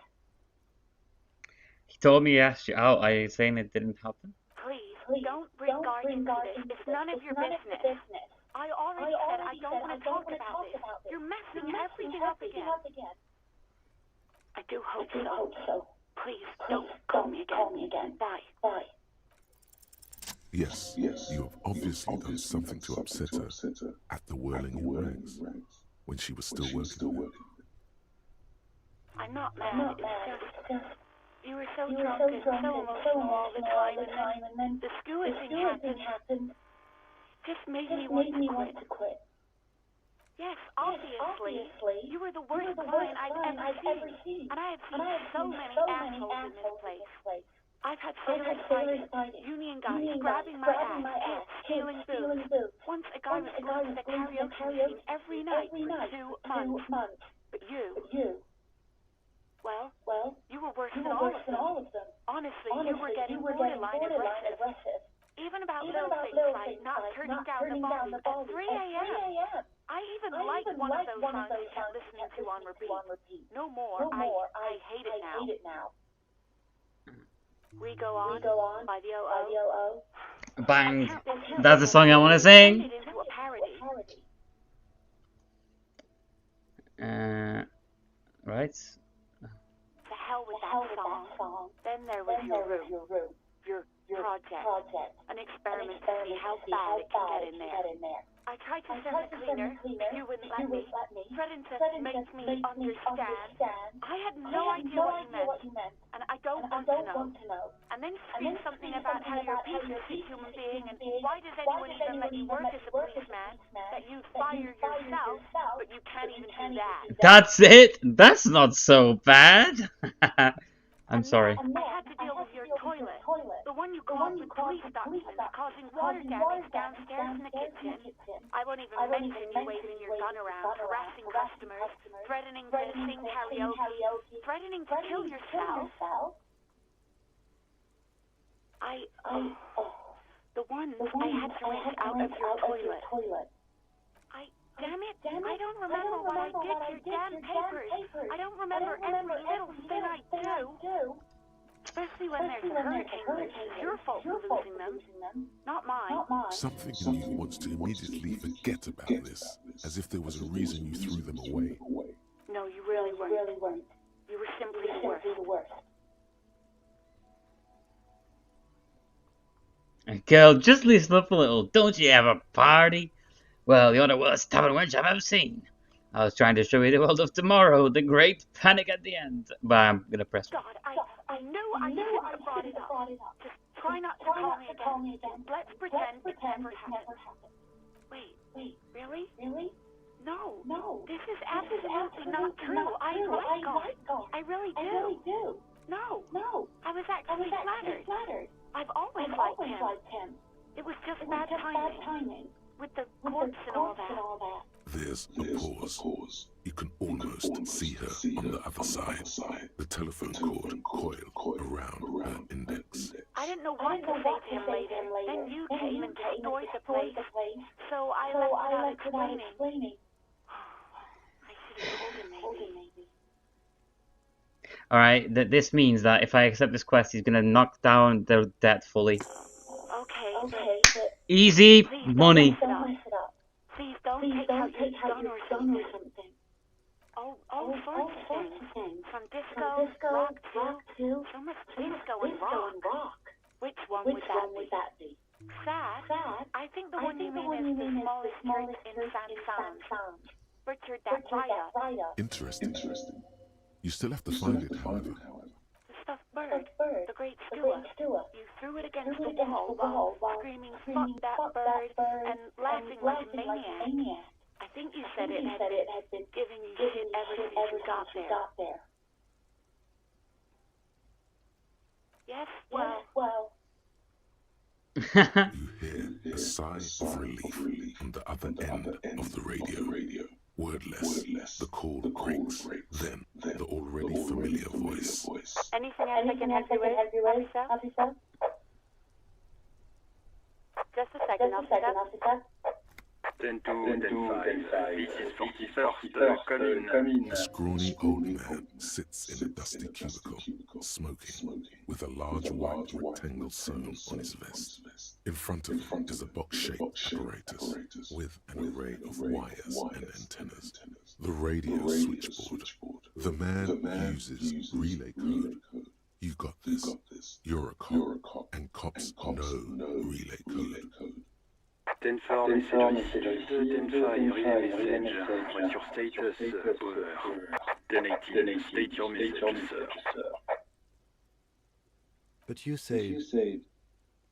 Never mind. 10-9, over. 10-4, message received. This is a very serious situation. I need to 10-22 the captain. Over. Is it him? What does he want? Says he lost his badge and needs to report it. You what? He lost his badge? This is communication officer Jules, sir. Over. You mean your partner? Over. What is he saying? He's asking who you are. I'm his goddamn partner. It's your partner, satellite officer Dietmar, sir. Over. Did he lose his memory along with his fucking badge? Who lost his badge? Dick fucking Mullen. Who do you think? It's Officer Dick Mullen from the bestseller Dick Mullen and the Lost Identity. Dick Mullen is not your name. It's the name of a fictional detective who would not lose his badge. Defend yourself immediately. They're laughing at you.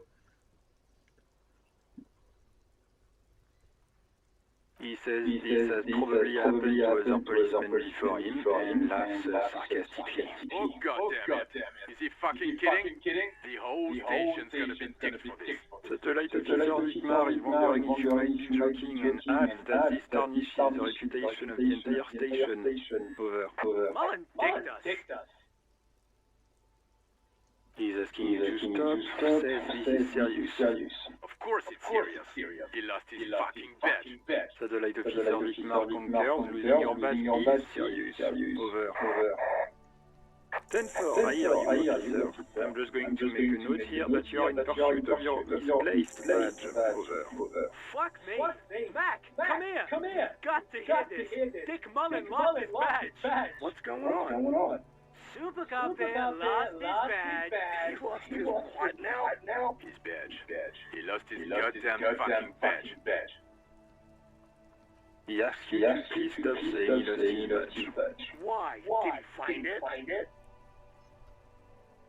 Sergeant Orson was wondering if you found your badge yet. Over. You don't have a comeback. Sorry. It's hard to think like this. He's not replying. Looks like he's still looking for it. 10-9, come again. Didn't get that. Over. New heights even for Captain Sober. Ask him if he's lost his gun, too. I don't have a gun, so he's right. You lost your gun too. Over. Check your pockets. Check your... Holy fuck. You don't know where it is, do you? No. It's gone. It's not fucking on you. 10-9, sir. You get my question? You were wondering about your gun. Over. Lying over the phone, it's easy. Just say it like it's the truth, and then it becomes it. He says he didn't. Thank God for that. That would have been a nightmare. I don't even want to imagine the poor prick who has to relay that kind of news to the captain. Losing his badge is bad enough. Tell him to find it and fast. We can't have some gangbanger running around with it. We're all glad to hear you've not lost your gun, officer. You need further assistance. Over. Listen, I've actually lost my gun too. Fuck's sake. I'm not picking that. I am not picking that. I'll do the second one. I hear you. I don't have the authority to grant your request, but... What does he want now? He's asking for money. Is he fucking kidding? I don't think he is. Don't give that asshole anything. He's just gonna drink it all. Right. That's a negative on the additional sums. Over. He says it's important to the case. He isn't getting a red cent. You can tell him that. Request denied, sir. Over. He says he's in trouble. Doesn't have a place to sleep. Well, I guess he'd better crack the case before sundown. Vigmar said... Anything else, sir? Over. Okay, sir. I hear you. Relay your question. Over. Wait. Before you say anything stupid, think it through. Be smart about this. Ask if he's there alone. 10-4, sir. I'm not hearing your question. Are you alone in the room? I need some confidential information about myself. I wanted to figure out my badge description and write in your report. Could you read it to me? Name, rank, and date of birth. Please refer to me with my full name in the future. And news about my family. Have I told you about my life before the Elysium? Hold on. That's a negative, sir. I get 10-12 visitors present here. Over. 10-9 message. I didn't get that, sir. Over. Sir, I will not have you talk to me in this manner. Over. What is it? What can he possibly still want from us? He seems intoxicated and he keeps asking me to call him by his name. Mullen's drunk and emotionally aggressive. That's new. Wrap it up. Don't indulge in his drunken antics. Well, I can't say the second one. Excuse me, sir. Over. You probably don't want to continue on this road. No, sir, I haven't. You're not really keen on mentioning your own life, so I've always assumed things weren't that good on that front. Over. Understood, sir. Over. Do I fucking say that? I lost my gun. No chance. Over. Out. So then A toolbox. metallic drawer slides out from under the seat and clicks into place. The tools inside are neatly organized. Take what you need, officer. It's going to be a long case. I'm not protective of my tools, like some men are. He's clearly a little protective of his tools. But what can you do? Work is work. A red tip pry bar. Take the rubber handled chain cutters. Take the hand crank flashlight. The handles are long and sleek. Snap, go the cutters in your hand. The pry bar feels nice and cold in your hand, heavier than you'd think, useful for opening all sorts of doors and lids. It's robust, weatherproof and well-made. Police issue, blue, lets you see things in the dark you would otherwise miss. The pull-out toolbox slides back into its nest. Preheated gauge casts a warm glow on the steering leaders and the radio on its hook. As you tap on the gauge, the indicator pin jerks as if startled. It's in the large orange sector, indicating the engine is warm. Next to the gauge is a red switch labeled heat. There's no use pressing the heat button. It won't start without the ignition key. Translation. We're not going anywhere right now. Alternative translation. Don't even think you can drive my MC. The wax feels luxurious under the touch, and the metal clutch handle so very familiar in your palm. Okay. All right. Hey, so we've been monitoring you internally, and now we know your combo type. Guess. Sorry, cop. I'm sorry. I'm not sure. I'm sorry you had to monitor me. Cool cop? Some kind of a weapon cop? No, you're the sorry cop. The cop who's sorriest. Let's make it official, shall we? I'm sorry, opt-in. Actually, I'm not sorry. I changed my mind. No, you don't. Come on. You'll be back to saying sorry in 2 minutes. Stop. I can't believe the game pulled me up on this already. I've only played it for 2 hours. What? Jealous of the sorry cop? I think they'll be fine. Don't worry. They'll be super fine. It'll be totally okay. You can dual copper type from sorry to anything. What are the You know, Apocalypse, Superstellar, the advanced interesting cop, Liquid Shadow cop. But you're too sorry to say those things. So, here we go? You know what? I'm gonna say fuck off, and then I'm not doing it. Okay. Fuck off.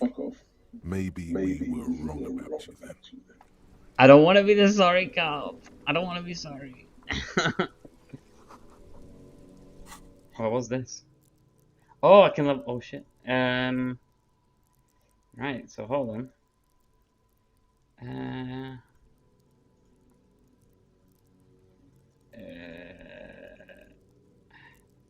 I like to go for this one. Yeah. So I can get that up to a maximum of 5 of my skills, and that's not great. But the gear gives you more. I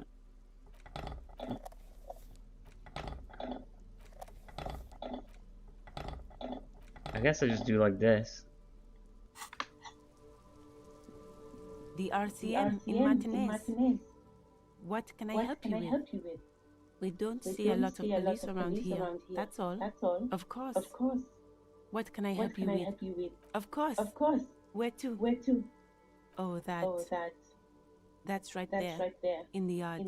She's relieved someone has come for it. Finally. What do you mean? We're in Martinez, sir.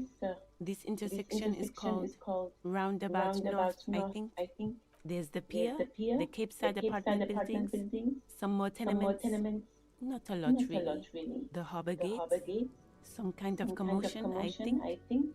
I don't follow the local politics. A fleet store, too. Some shops and a bridge. The canal bridge leads to the coast, but it's broken, I think. Some kind of accident, probably. Just coast. There's a little fishing village there, and a fish market. But that got closed down ages ago. It's just water. No, actually, I think they call it the Martinez Inlet. There are some islands in the bay, but they're hard to reach. No problem. Me? I am just a gardener. I'm working. I have a greenhouse in the yard there. I've been trying to get some work done. Well, as you already know, there's a corpse there, hanging from a tree. It smells pretty bad, so I have to take breaks. Don't worry, miss. We are here to clean it up. You can get to work soon. Thank you. My head is about to explode from all the salts I've had to inhale. Of course. I won't hold you back. Her gloves. You get the feeling that you need them. You have a dead body to deal with after all. Sure. Keep them. I have another pair. I can't believe I could just get that.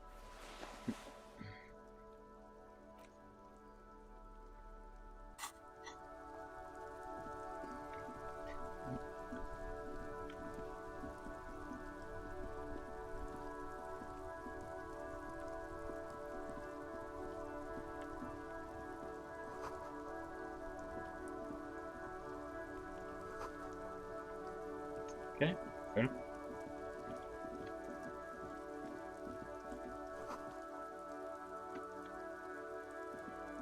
An old call box with a matrix of push buttons lists all the companies in the East Delta Commerce Center. I'm gonna go for that later. I'm gonna get the corpse first.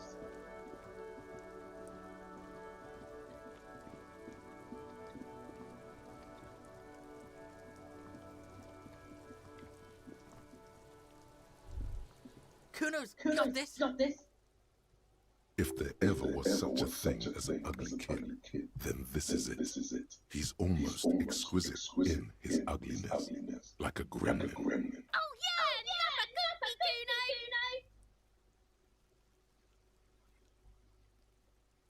Right in the dick, Kuno. Get him right in the dick. Love it in the dick. Whoa! You can't Boy be is saying sweating that. profusely. His eyes are like two black holes and his jaw is twitching as if trying to break free from the empire of his body.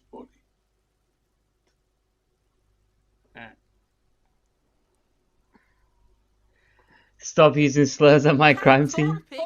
Shit's coming up strong. Throwing rocks. Shit coming up strong. That sounds good. Joyous. You should hang out with this kid and see what that juicy shit is all about. I mean drugs. The kid's on drugs. Yeah, Kuno, ride the lightning, Kuno. Kuno's riding it, see? The rake, Kuno.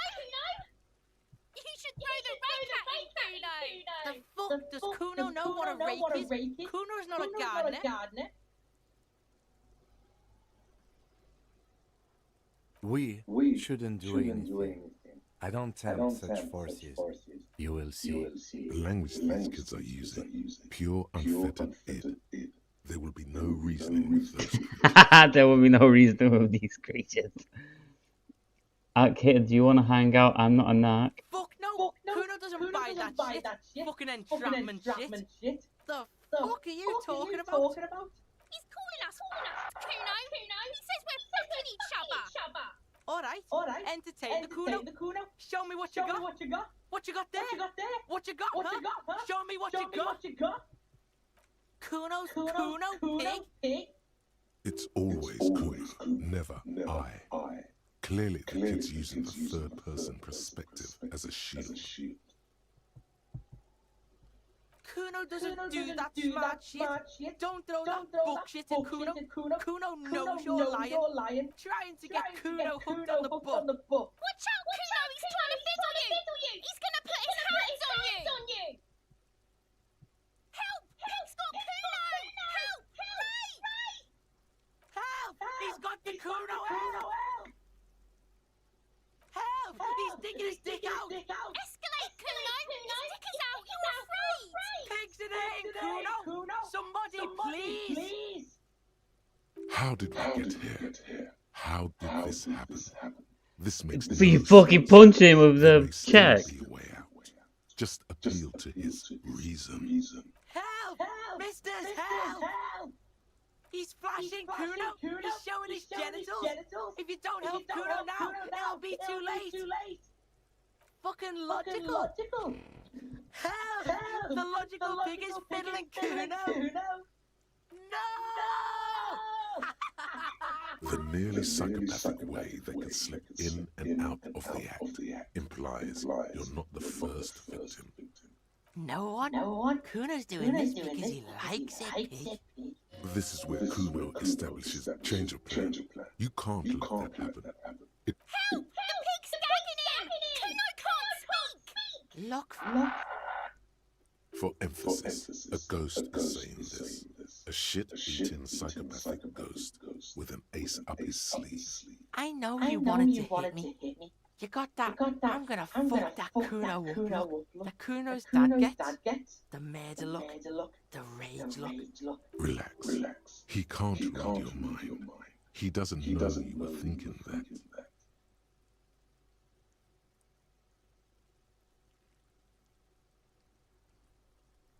I like the fourth one. Kuno can smell that violent shit. I know what you were thinking. I'm gonna fuck that Kuno up. I'm gonna shut his shit down. You know what? You should have hit the Kuno because now you're nothing. You're a joke to Kuno. Kuno laughs at you. King Kuno! Kuno turned you into his prison, bitch! You're gonna be in this shit with Kuno! No, you're not. We can just leave. Bitch, you're gonna be in this shit with Kuno forever! A peepo is a type of hat, by the way. Okay. Kuno is kind to his bitch. Ask your questions, but remember, this changes shit. Click, click, click, click! Well, but the thing is, right, the check was like 12 and I had 2 strength. How the fuck was I ever going to pass that? And now it's -1. But even then, to be honest, I wouldn't have any chance. Shitload pig. What's your question? Don't tell the pig shit, Kuno! If I were to want to waste my time, which I do not, I would ask them who he... The usual being. Have you seen anything out of the ordinary? Or just a couple of pigs sniffing around in the dirt. That seems pretty fucking suspicious to Kuno. Yeah, you tell the faggoty, Kuno! looks like you're a faggoty now, whatever that means. The suspicious question doesn't really work in antagonistic situations. You're testing Kuno's patience here. Get lost! Kuno doesn't fucking care. Yeah, it's interesting because you like have to gimp yourself to go like full fizz in order to like beat his ass. I did want to punch him, but like I've just failed, and it would have been even worse. The corpse looks at you with bulging white eyes. The face around them does not look human.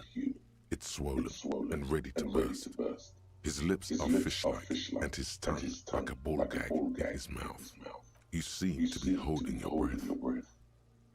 A cargo belt twists his neck at an unnatural angle. The body below appears stiff. It's letting out an ungodly rot. The smell seeps in, even through your clenched nostrils. Active decay. It's okay to throw up, officer. No one is judging. He's about to blow! The cop's gonna blow, Kuno!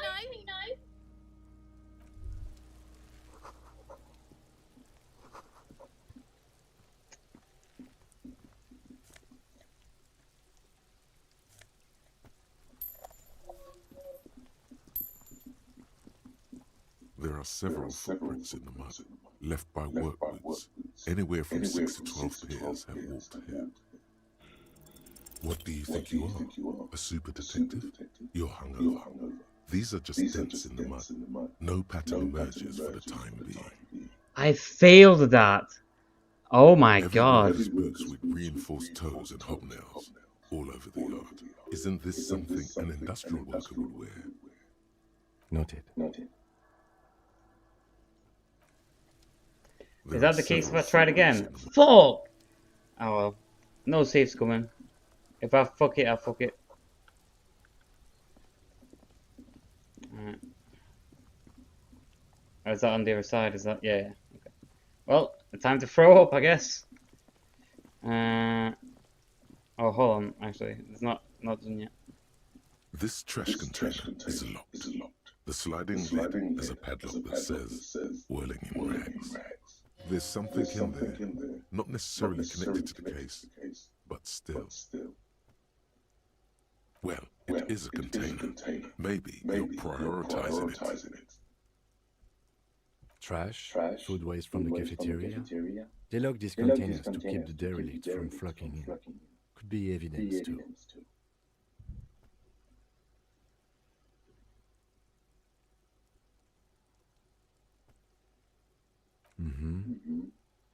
We could try using a pry bar, the one you took from my motor carriage, or we could ask for a key from the manager of the Whirling in Rags. He probably has one. He might also have information. This is better than the pry bar idea. Well, I couldn't even pass it if I wanted to. Alright. I guess we throw up. There he still is, looking right through you with his white eyes. The body below is entirely dedicated to that corpse. You know what? First I'm going to check the bin, then I'm going to do that. Because I feel like I'm going to lose a HP point when I throw up. So I'm just going to go back first. Can I have a look around here as well? There's another person, yeah.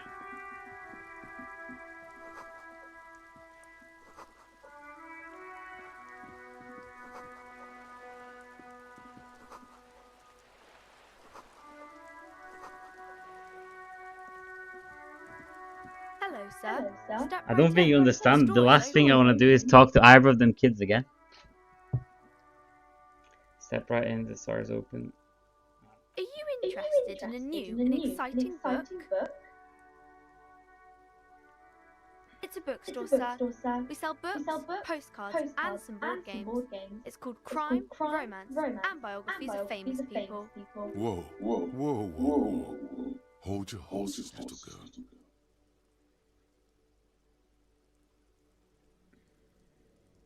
A postcard is a small cardboard picture. You can write a few words on the other side and send it to your friend or beloved.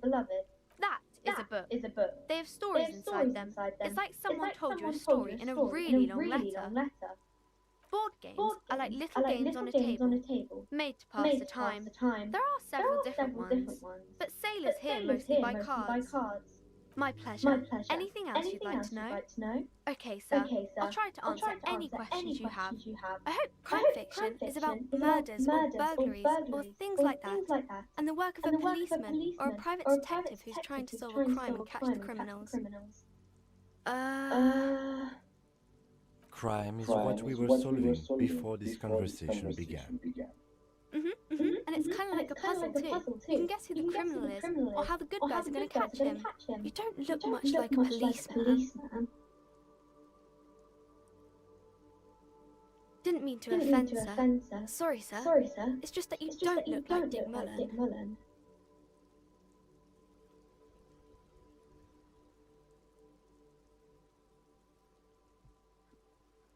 I'm not saying your body is important police work, it's your... Look at the guy, I'll never be as good as Mullen. I actually had other questions. Actually, looks like the guy in the picture. That's just a stupid fantasy of a man.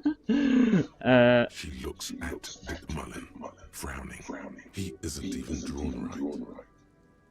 She examines the picture, trying to find whatever is wrong with it. Sure you can, sir. He's just a fictional character. He'll be no match for you. Maybe you can show me some real police work, sir. Like in the book. Oh my god. What if I press? No. What is romance? Who are these famous people? My name is Annette, sir. My mum, her name is Plaisance. She owns the store. She's inside minding the register or organising the stock. Feel free to step in and browse our wares. I'm signalling that the store is open. Otherwise people might not know. They'd miss out on the crime, romance and biographies of famous people. Thank you, sir. I'm happy to help Mum out with the store. Well, fuck it. Go on. You fail to deduce anything substantial.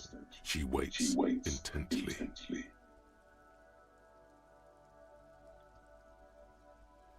It's okay, sir. You disappointed a small child. What the Well done, child. Fuck's sake.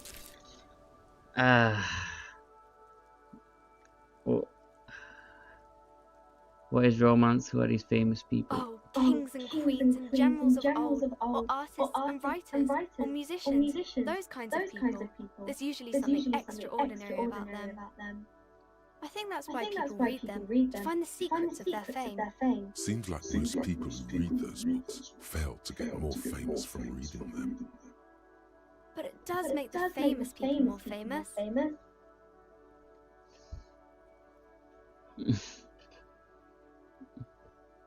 What? Maybe someone will write a book about me one day. Most people sound like a bunch of dogs.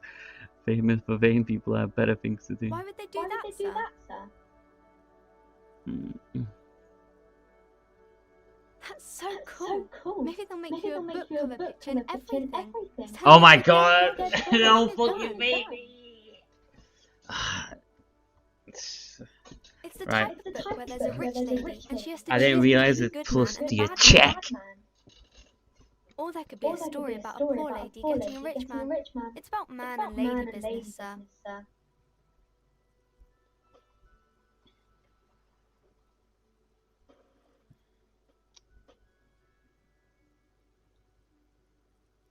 What about when everyone is poor? I haven't read many of those. Maybe you should ask Mum. I don't think it's a romance story if the main characters break up, though.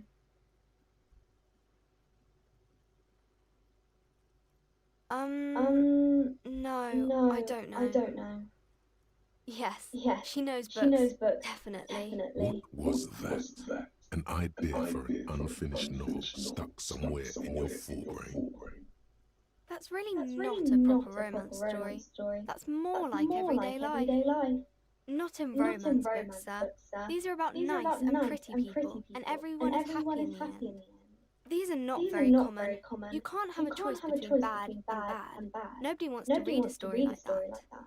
Well, maybe then it's fine. Maybe if the lady then decides not to pick either, because she doesn't need a bad man. Yes, that would be interesting.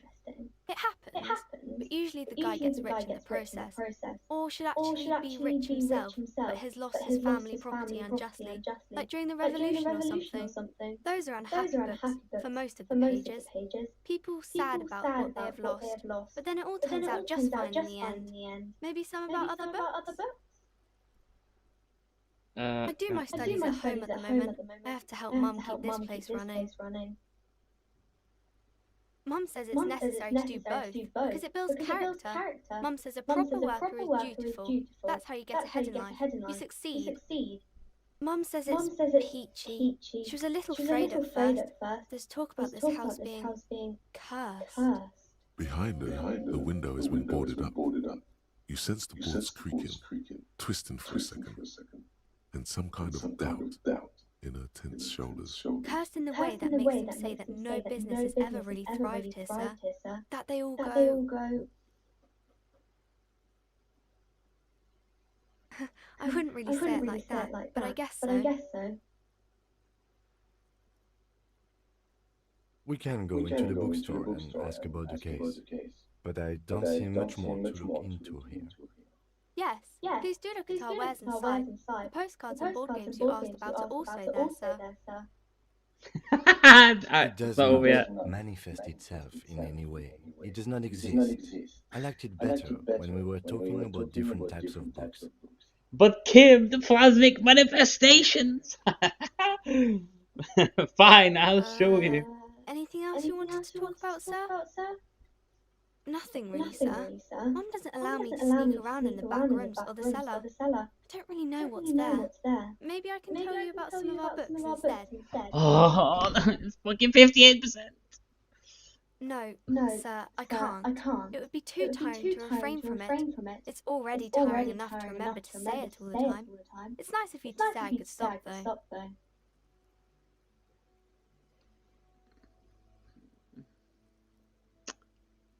That's a friendly enough face, most of the time. If I lose another fucking mental, I'm gonna go mental. Please. Failed to deduce anything such she waits fuck this game. intently. Come on, anyone would notice that. At least I didn't lose mental for that one. Right, I'll go talk to the other kid. I should have done that first, to be fair.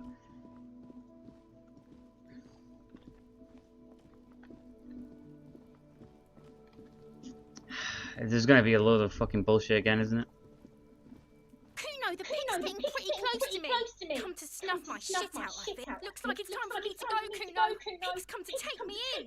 I'm going away for a long, long time, Kuno. Going away for life. What's going on there? Fuck are you trying to pull, pig?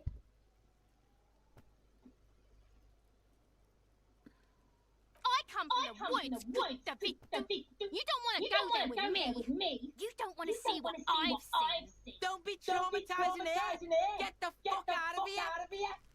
Kid, God, this kid might be the most annoying kid ever in games, in real life. I hate his little fucking ginger ass.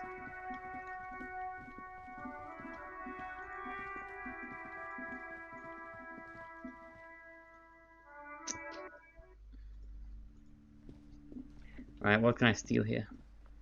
A small mountain of colourful board game boxes. There are numerous types of games for all ages. A lot of shelf space seems to be taken up by morale-related merchandise. An endless variety of source books, lore books, and codices litter the table.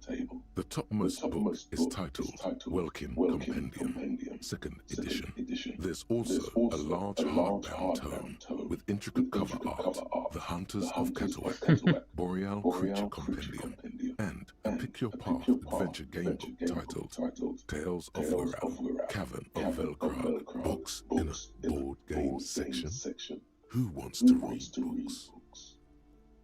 A towering mountain of colourful board game boxes and Wirral codices. Wonderful board games, sir. The Viticulturist is a classic for sure. Or perhaps you'd like Archipelagos of Insulinda, a very educational game for those interested in geography. Browbritter is a fun game of economic competition, but can get quite intense after a while. We have games for the whole family. You can play with your children.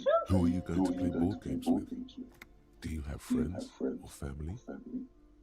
Are you actually friends? Or just colleagues thrown together by circumstance? Friends are technically like family. For playing with friends, I'd recommend Suzerainty. It's a civilization I don't have the money. game where you build a civilization, then set off to brutally colonize and repress other civilizations. It'll cost 12 real. Lousy auras there. No, role-playing games are popular among those types. You know, who are into those kind of things. Personally, I don't like it. Not at all. I've heard they turn people into occult enthusiasts. That they have rituals where they try to summon entities. Nice. The typical fucking D&D moral panic.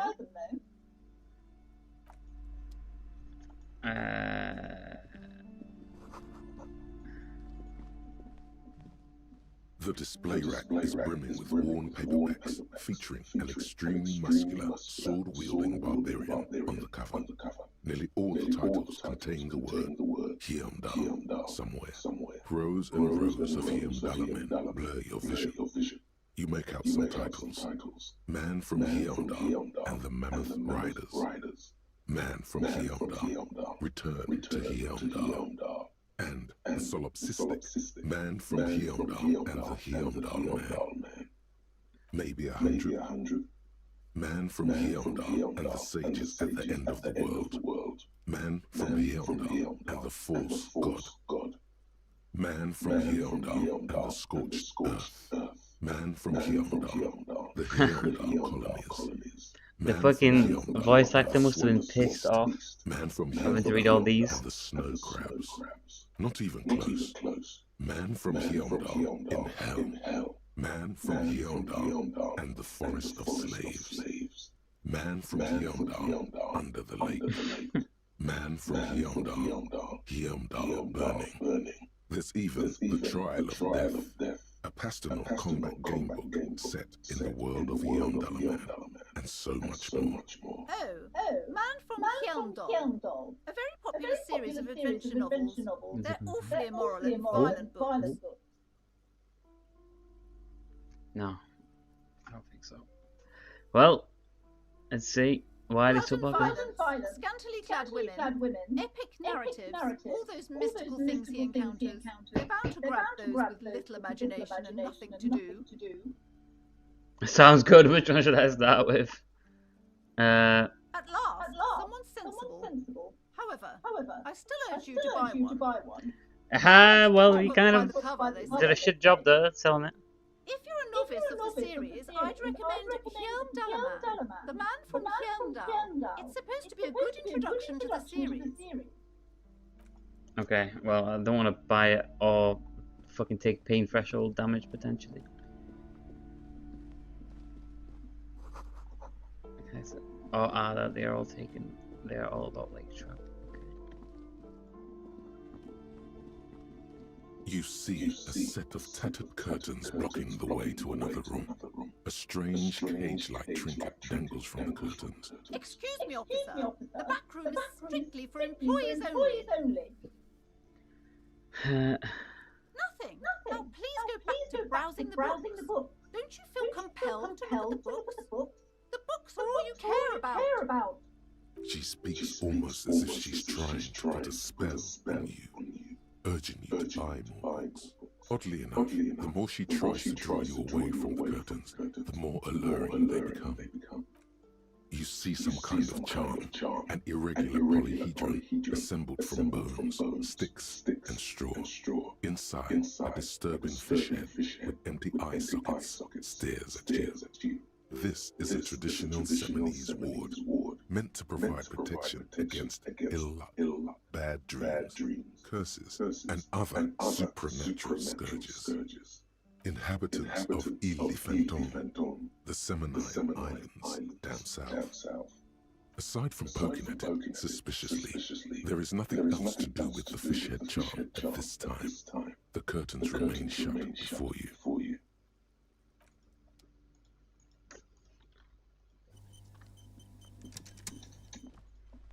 It saved me right there, so that's pretty good. These shelves are overburdened with books from the same series. You see the name Dick Mullen over and over. Crime fiction is a disgrace. An asinine misrepresentation of the physical attributes of the arduous everyday work of actual police officers. These books greatly overstate the excitement of police work, glossing over how long it takes to actually follow up on leads and eliminate dead ends. What's more, they completely ignore the psychological hardships of year after year coming into contact with people during the worst days of their lives. Not a single mention of all the stress this work creates upon the officer's family. Detective fiction just doesn't tell the truth at all. Now, would you like a list of all the books found on the shelf? You see Dick Mullen on the job. Get Me Mullen. The Stalwart Adventures of Richard P. Mullen. Dick Mullen and the Murder in the Orchard. The Sordid Affair of Dick Mullen. I like this bit. Dick Mullen in the Murder House. The Final Case of Dick Mullen. An obvious lie. Dick Mullen in the Clock Tower. The Ordeals of Dick Mullen. Dauntless Dick. Dick Mullen's Funeral Pyre. The Murder of Dick Mullen. Oh no, turns out he fainted to solve the case. Yes, there's also the dame who did it. Farewell, my Mullen. Faking death seems to be a common trope in the Mullen series. The morbid tales of Dick Mullen. A dark tide turns. Tragedy calls for Dick Mullen. Another one with fake death. And, of course, Dick Mullen, the murderer. In order to catch a murderer, Dick Mullen must become the murderer. After all this, you still haven't found the answer to the one question that matters. Who is Dick Mullen? Oh, crime, robberies, murders, even sexual crimes. We're fortunate to have Dick Mullen and his stories to sort all that out. You're a police officer, apparently. You should buy all of these. They really do teach a person how to be a proper detective. Your quick eye notices a small Bang! crawling Let's across go. the spine of the book. The title reads, Dick Mullen and the Mistaken Identity. A worn paperback from Dick Mullen's classic Hard-Boiled Phase. The premise seems to be that Dick Mullen is framed for the murder of his best friend and has just a few days to prove his innocence. Could it be the motifs of unstable identities and shocking betrayals? Then this is the book for you. No, no, it's not. No, no, it's not. Else. Thomas fascist magic. That's funny.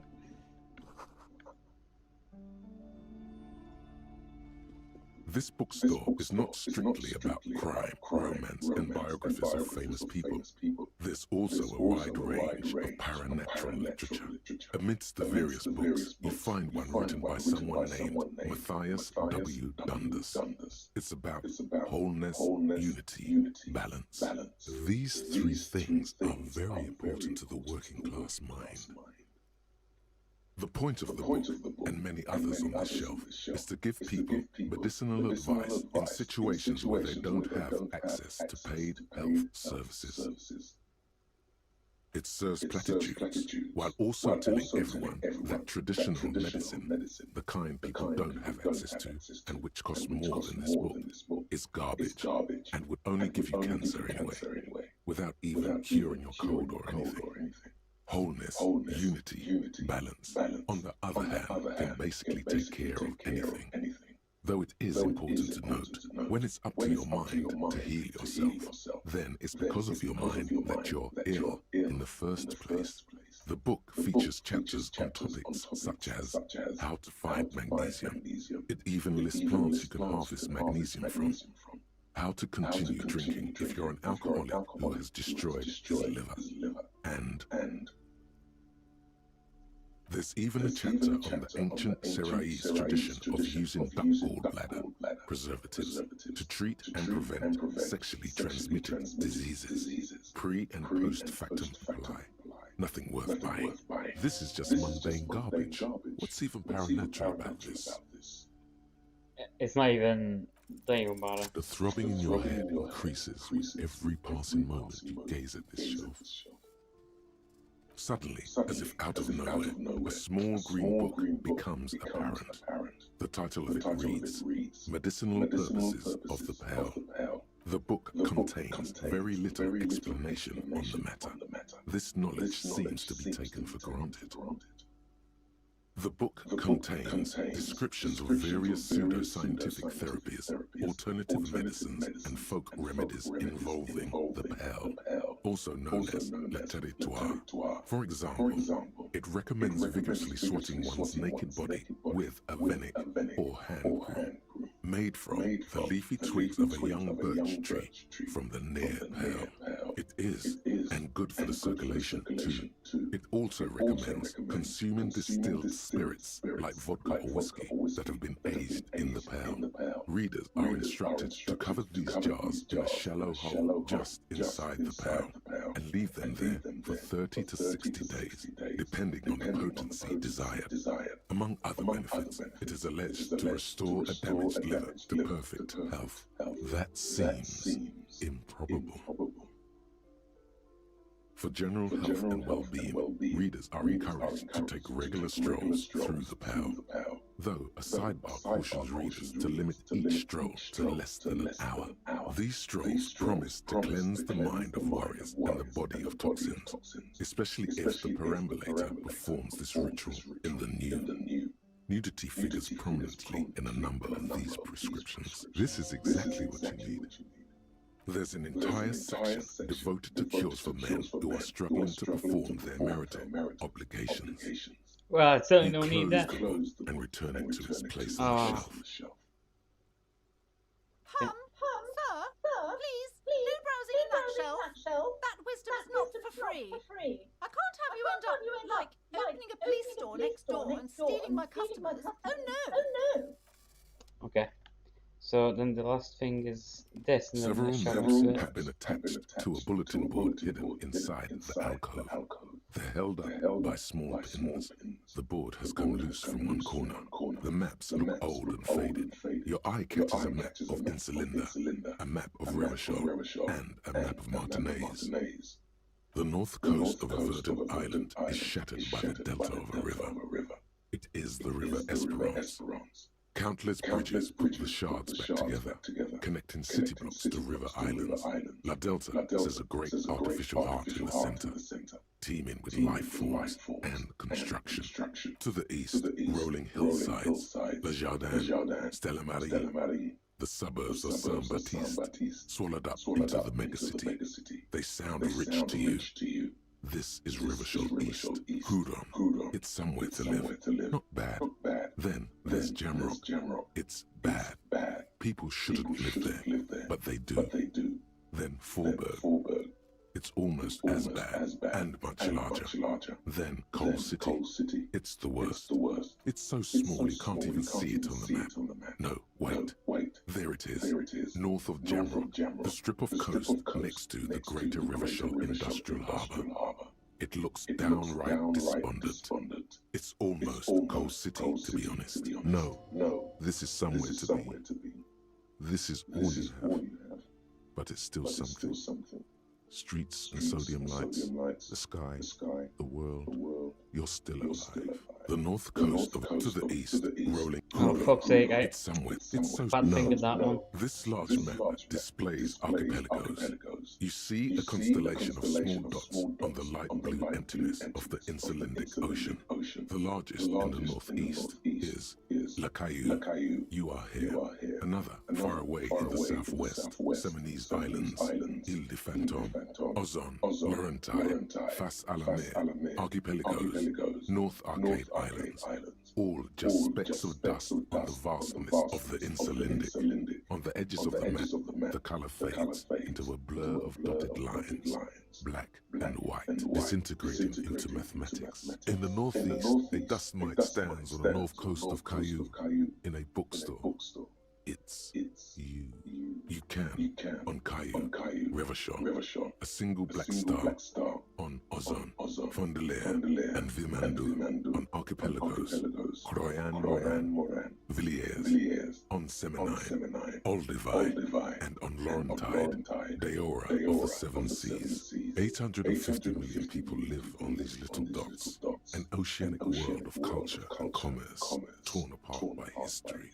The ocean breaks apart into a tangle of cosines and azimuths, all pointing into pale nothingness.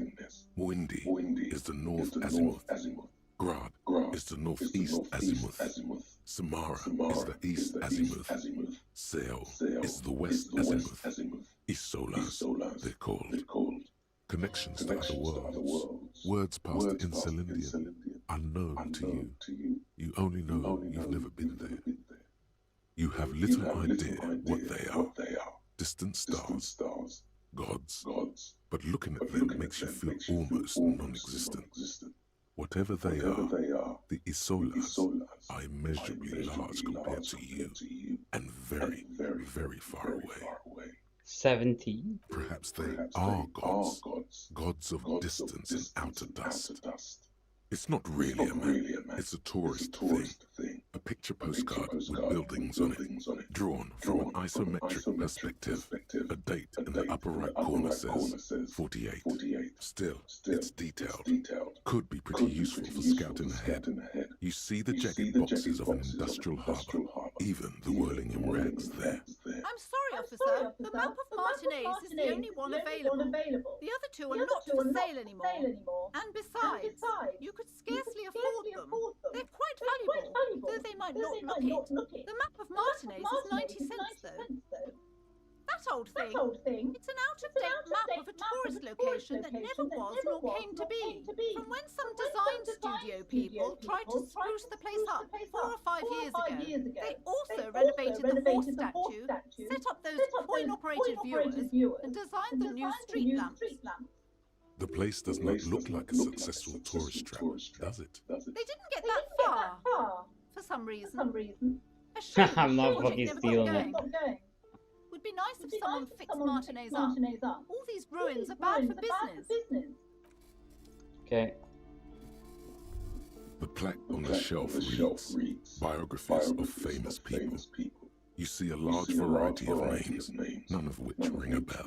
I would say The greatest innocence. Yes, most certainly. It's an important educational tool, delving into the depths of history, religion, and their relation to innocentic power. A very influential historical figure. But surely I don't have to tell you that. You're a law officer, and law officers have at least some education. The book is also very daring. The author aims to re-examine the universal understandings of the innocentic system, creating a fresh vantage point and a shift in the tired order of things. Certainly, it's prudent for a person to have at least an elementary understanding of history and society. Imagine the chaos we'd be in otherwise. You feel like you should get this one. Definitely. It's important somehow. There's something personal inside. Browsing through all the books with all their names makes your head spin. None of these seem important or relevant. It's all just vapid egoism. Suddenly, a particularly odd title catches your eye. It reads, High Speed Love, the tragic true love story of Jacob Irv and Alfie Delatraz. High Speed Love chronicles the romance between two of the finest tip-top tourney racers in history. One of them is the madcap driver, Jacob Irv. His blonde mane graces the cover.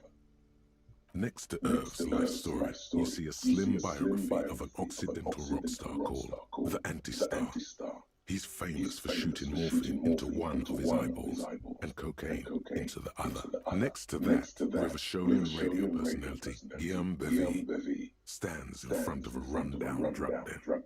He's a permanent fixture on Channel 8, reporting on real-life crime and ruining cops' days.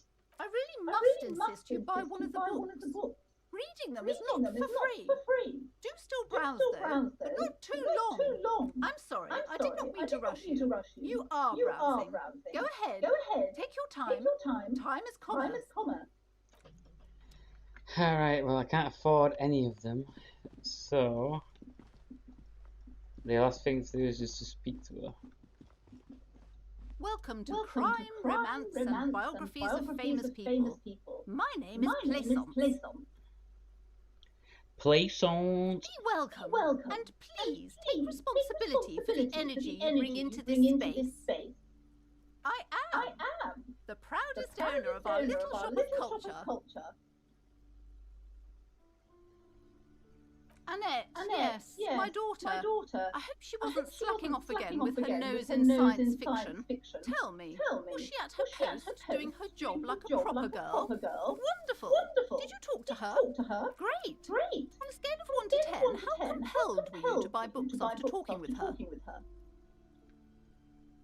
I'm not going to grade a human being. I don't do that. Nah. We'll make a tier list.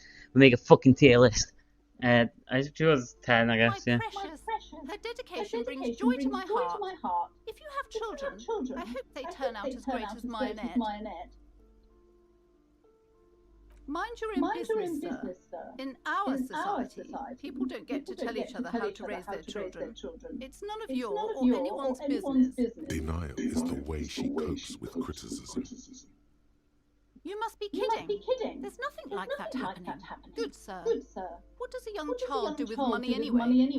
No, I save it for her as a fund. She's securing her financial future out there. Such criminal behavior would not happen in more developed countries. Those countries will realize they've raised a lazy and spoiled generation. Are we done with jokes now? Yes, we've had quite enough fun here. Right. The woman before you scans the store, her shoulders rigid and tense. Every now and then, she nudges her glasses. Curse? Who said that? Annette? I will have a word with her. This place is not cursed. It has a robustly magnetic energy. What in God's name is she talking about? Robustly magnetic energy. You were already doing good, browsing the shelves. Why'd you stop? Don't you feel compelled? Go. Get back there. The books await you. Everything is on the shelves. Take a look yourself. The shelves compel you, don't they? She smiles and nods, seemingly relieved. Alright, hold on. Well, you know what I'm doing? I'm gonna save here. And then open these shit up. The curtains, tattered with age. Just as you're about to pull apart the curtains, the petrified voice of the shop owner cries out once more. Sir, don't touch that. I told you it's off limits for the customers. Parapsychologically speaking, we're done if you decide to open them. I won't be held responsible for the consequences. It's too dangerous. She looks away, mumbling.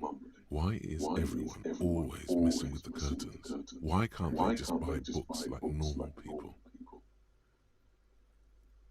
No, it's just a storeroom for the employees, I told you. Now please, step away from the curtains. Why? It's not like anyone was killed there. Oh! I don't mean to be so impolite. Just please don't go there. I can't allow that. You do? My God. Even more reasons not to mess with the curtains. Just step away, dear sir. No. Please just talk to me, officer. Come here and let's talk this through before you decide to do anything extreme. Talking is always good. Go see what she has to say. There is something mysterious about the curtains. Be careful. The curtains, tattered with age and covered in dust, hang before you, as if taunting you. I will open them in a sec, but it did say to speak to her, so I'm gonna see what she has to say and then open Hello them. again, esteemed officer, and welcome to Crime, Romance, and Biographies of Famous People. I already told you, it's just a storage room for employees. I don't understand why it's so important to you. Just let it go, officer. Go buy some goddamn books. You're supposed to be drawn to the books. She recites it like it's a poem, or like she's playing a role she's grown tired of. It's just for decoration. Okay, fine. It's because this place is cursed. Just like Annette said. They don't call it the doomed commercial area for nothing. Are you happy now, officer? Happy that you've ruined everything? The curse is so much worse than you could imagine. It's a disease eating at the very foundation. It's the curse of financial distress, of ruin and bankruptcy. Didn't that curtain just move? It's not just that, officer. We're dealing with something supernatural here. It's the cacodemons feeding off bad business practices and disappointing income statements. There's something wrong with this building, I can tell you. Ever since I arrived, I've sensed an eerie, lingering presence. As if I was unwanted here. Yes, I've contacted numerous parapsychologists and even a pair of Simonese mediators. They provided me with the wards. The wards help to keep the doom at bay and protect us against the darkness that lies further in the building. Even though now I fear it's not enough. Oh, this! No, it's a special Himian amulet, blessed by desert pygmy shamans, with a spell of compulsion. It's to compel people to buy books. There are numerous spells cast throughout the store. I had the books anointed with a different inducement spell, for example. It's guaranteed to boost sales. 15%! Desert pygmy shamans. That sounds like a rather questionable way to describe a group of people. It's not good to talk about the curse, not in detail. The negativism, it's dangerous. Talking about the void wraiths angers them. Wow. Void raves. You have new words. Most certainly not.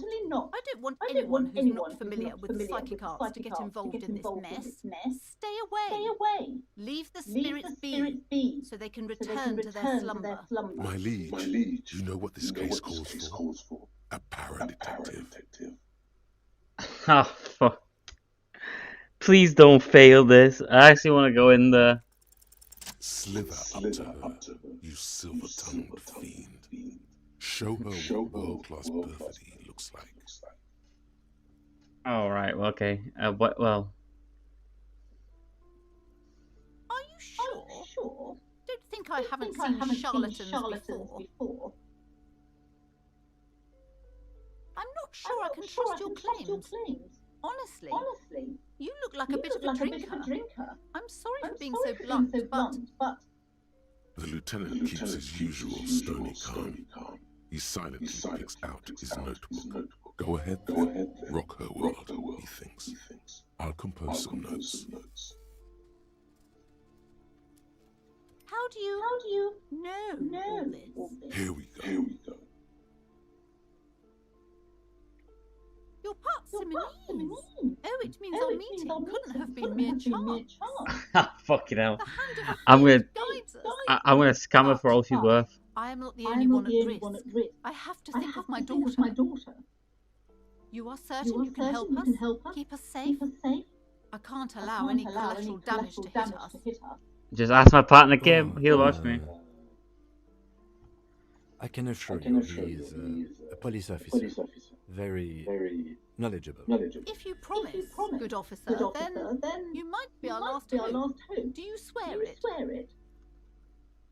Thank you, sir. There's one more thing I haven't told you about yet. The entity.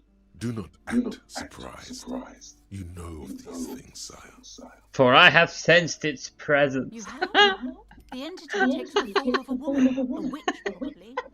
I've suspected that she must be connected to the curse ever since I first saw her. Did you know that she lives inside the chimney? Yes, that chimney is part of the building's central furnace, and it's enormous. She has barricaded herself behind some metal security curtains. God knows what she's doing there. Some unnatural magic, I assume.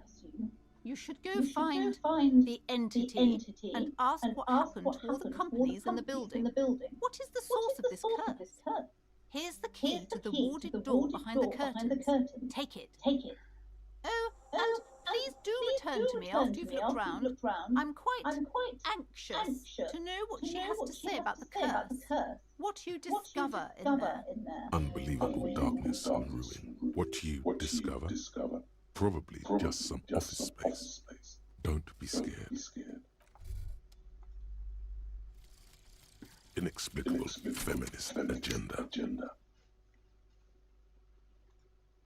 There is something you need to see, sir. We found the remnants of an ancient artifact lodged in your hypothalamus. It is a cylindrical object, piss-weathered and smelling of liquor. The paint is peeling off, but you can clearly make out the letters Revolutionary Feminist Agenda on the hull. It appears that some time ago, before you became a joke, you were an actual feminist. Somehow you've come to that conclusion. Perhaps you can work your way back. Electro-empathy plus 1 could evolve into RFA. Electrochemistry would have to trick drugs to get there. Okay. Alright, we'll do this one next, obviously, because that's the only other one I've got. Oh, you can't have a limited number of slots. Oh, okay, that's fine.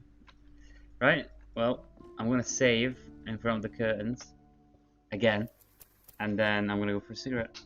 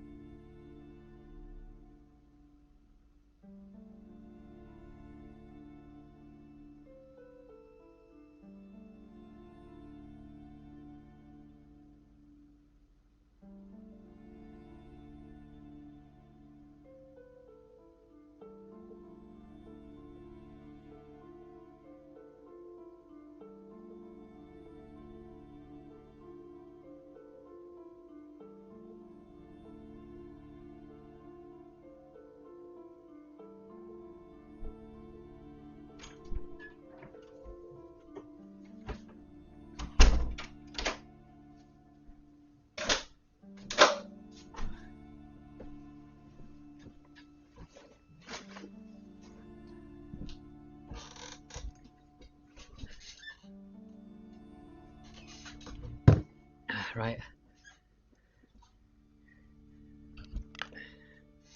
Okay.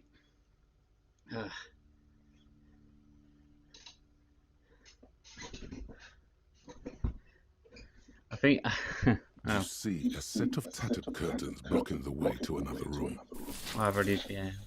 You see a dimly lit room full of dusty furniture and trash. A doorway stands in the back, covered in dozens of scary little Seminese wards.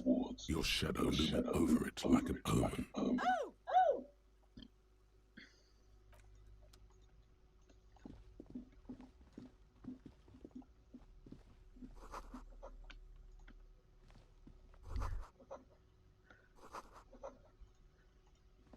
Unmanly haircut threatens your masculinity. Okay. A heavy door with a missing handle stands before you, covered in dozens, if not hundreds, of Seminese trinkets and charms. It appears to be locked. Only an echo. No one is there. After exerting some force, you manage to turn the key. It's eerily silent. The door slides slightly open, letting a draft of cold air into the room. Maybe you should go first. Detective, you're the one in charge.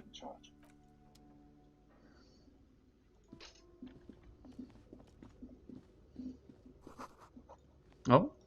Oh. What is this place? No, it's a gym. Though it looks like no one's been here in ages. I doubt the electricity still works. Good thing we have a flashlight on us. Don't forget to take it out of your bag before we move on. An eerie feeling rises in your chest. Yes, because it's closed. No need to look for supernatural explanations where a banal one will do. Now let's move on, shall we?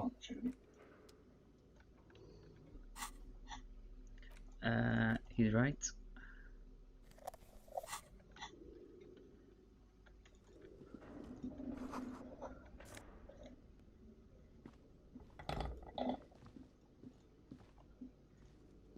A barbell lies on the floor. The color has worn off its weight plates. It's 60 kilograms. Your triceps hum at the sight of these weights. Show the world what kind of beast it's dealing with. No, I don't think so. There are no collars on the barbell. This is a safety hazard. Why does it feel so familiar? You're right. The weight may fall off. Better not touch it then. It would be a violation of EPIS safety regulations if the gym was still operating, but it isn't. No one's supposed to come here anymore. No, it's not that. It's the stale smell of rubber, the squeaky sound of sneakers, your bruised knee against the mat, and a whistle. Then the feeling is gone. It's just a memory from another life, when you were young and fit. Not taking the point of damage for that. I'll tell you what. Anything else around here? Can I zoom out? Okay.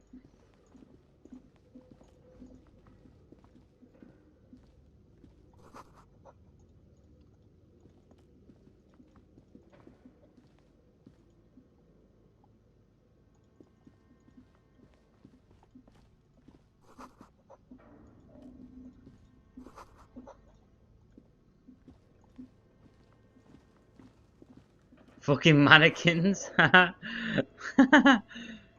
Okay. Oh my god, there's quite a bit of money in that. Damn.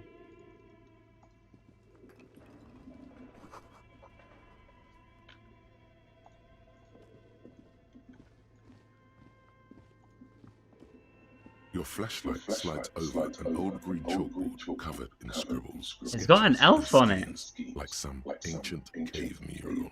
Some of the writing has faded with age, but you can still make out sections here and there.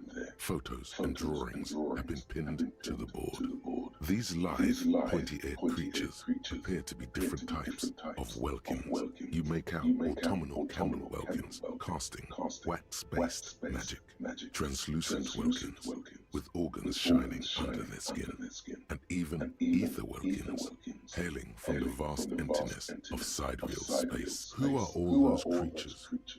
Fantasies of a tortured, feverish mind? You should adopt one of those Welkins as your persona.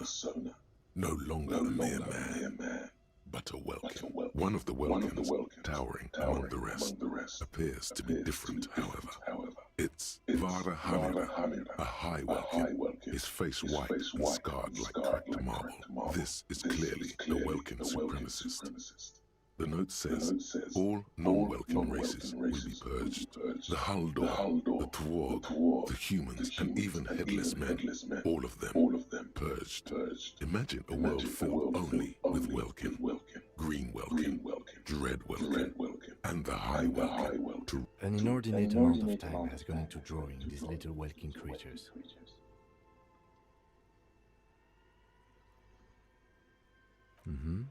Political commentary. That one has a great beard too. Yeah, it This does. looks like concept art for a project. It's not really real. Some people really like building a world, I think, even if it's just for a game. Just look True. at these details. So much effort. And for what? All gone. The photo collage depicts barren, icy landscapes wrapped in perpetual night. You see permafrost and glacial landforms, dead trees grown in under the snow. Entire oceans have been frozen from shore to shore. There are pictures of settlements on dried-up riverbeds, abandoned in a storm. Animal corpses in the dark, carcasses and bones. You see primitive oil rigs built into glaciers, boreal dwarf, yurts under the snow, great mammoth-like beasts of burden. A pinned postcard reads, the heat death scenario, a desperate fight for geothermal energy engulfs the world as Wirral becomes untethered from its sun, drifting through the universe. This is a monthly calendar from the year 50. Cryptic words like sprint, daily minimi, and GPI span the marker-drawn grid, the grand scheme of production and money. Minimi stands for a mini-meeting. It's part of a bigger framework for managing work called RUN. Station 41 tried to implement it a few years ago, but failed. As time goes on, the numbers in the boxes grow rarer and rarer. The board becomes an empty snowfield in the final days. Only failure and regret dwell in this region. Looks like they didn't make it. A note in the bottom left corner of the chalkboard says, see the prod schedule filament for details.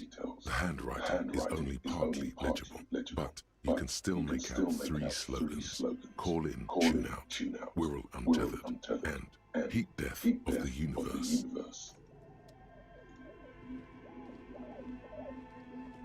This appears to be some kind of machine with a cube-shaped heart and a wired framework.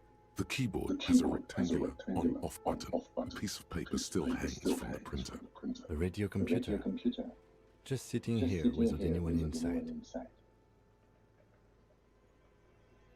We have one of these down at the station, but I never really learned how to use it. The machine lights up like some prehistoric animal stirring from its slumber, revealing fluorescent player print keys on the keyboard. The hatch on the machine's central compartment is wide open. It's empty like a beehive without its brood. Some cables have been left dangling, disconnected. This is where the memory should go. Nothing happens. Nothing happens. Nothing happens. Okay.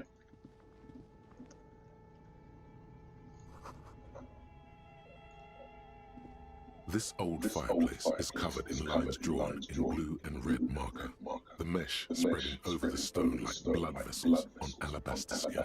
It looks ghostly and strangely. The whole thing resembles Kadran mosaic tiles. Very pedantic. History classes, students with their textbooks open, studying the roots of our civilization. Those aquarelle blue tiles looked beautiful in the sun. Radio frequencies, it seems. UKV 123.6, UKV 123.7, UKV 123.9. Some written notes, too. Sparse and cryptic, unclear. It looks like a cardiovascular system split into veins and capillaries. Very advanced. You think so?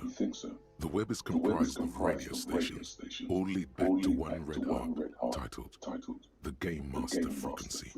A note says, this one can listen in on any station it wants. Whoever decides to call in to a call-in station, it looks like all of this is gone, left unrealized. There's no way a little basement studio working here could pull anything like this off. My God. It's as if the less money they had, the more ambitious their project became. The schedule. I know doom when I see it. The company was running out of funding. Nothing. It's just lines on marble. An echo from times long gone. No one has used the fireplace in ages. Alright. And the ba ba ba ba ba ba ba ba. Oh. Okay. What do you think is going on with that computer, chalkboard, and fireplace? No, that's not it. I think it looks like one of those popular pen and paper role-playing games, only these people were trying to automate it, make it work on radio computers. Utter madness, he thinks, as a compliment. Not to my knowledge. They make automated games in Graz, Messina, Königstein. You know, places with industry. Not in Revachol West, among the ruins. But I don't think anyone has attempted to create an inter-isolary game before. We just don't have the technology. Through call-in stations, none of the players have to be physically present. Anyone in the world can participate in the game, as long as they have a two-way radio. Then there's the Game Master Frequency that listens in on the smaller call-in stations. I think that was supposed to coordinate the stories, functioning as a master of ceremonies of sorts. Indeed, those Welkins are a dead giveaway. Role-playing people love that stuff. The world looks like a modified version of the WeWorld board game, with hit death thrown in. Super cool. Someone should give them millions of real immediately. This game is too good to be left unfinished. Nice commentary there. No idea. They stopped filling out the schedule on the chalkboard. Didn't they shut down this studio as well? Isn't it? It's ambitious and untethered from reality, but...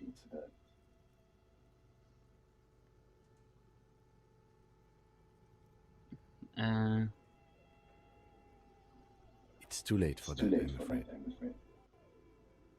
Okay, let's keep moving. Yes? Can I talk about it again?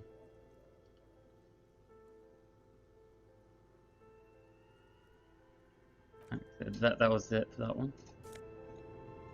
More money!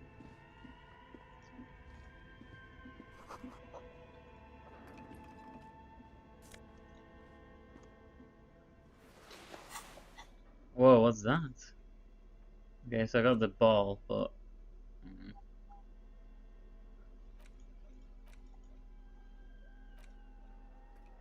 Well, instant structure covered in toast silver tape on the side. Nope. Oh, so I can put that inside the printer or computer, whatever. Printer of a computer.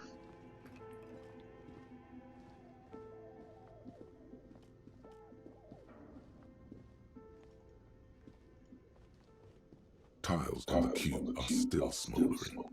Like a smooth draw, the filament slides into place. On the keyboard, the play key starts blinking. A bar of fabric right above the keyboard starts producing a soft hum. The sound of static seeps through the machine's planar magnetic driver. Have you stirred the ghost of the doomed commercial area from its rest? Could this be its dismembered heart beginning to flutter? The static gets louder, slowly filling up the abandoned hall, until a voice speaks out, crackling and old, cutting into the air. Good afternoon. Doctor accident en rue de Saint-Guélaine. This is East Insulindian Repeater Station 1. Please repeat. Is this the production schedule? The filament you have inserted into the reader. Yes. Is that the production schedule? Good. Please repeat the password. Password. Of course it would have a password. That's why there's a human administrator involved. No. A hint system is not part of the protocol for repeater stations.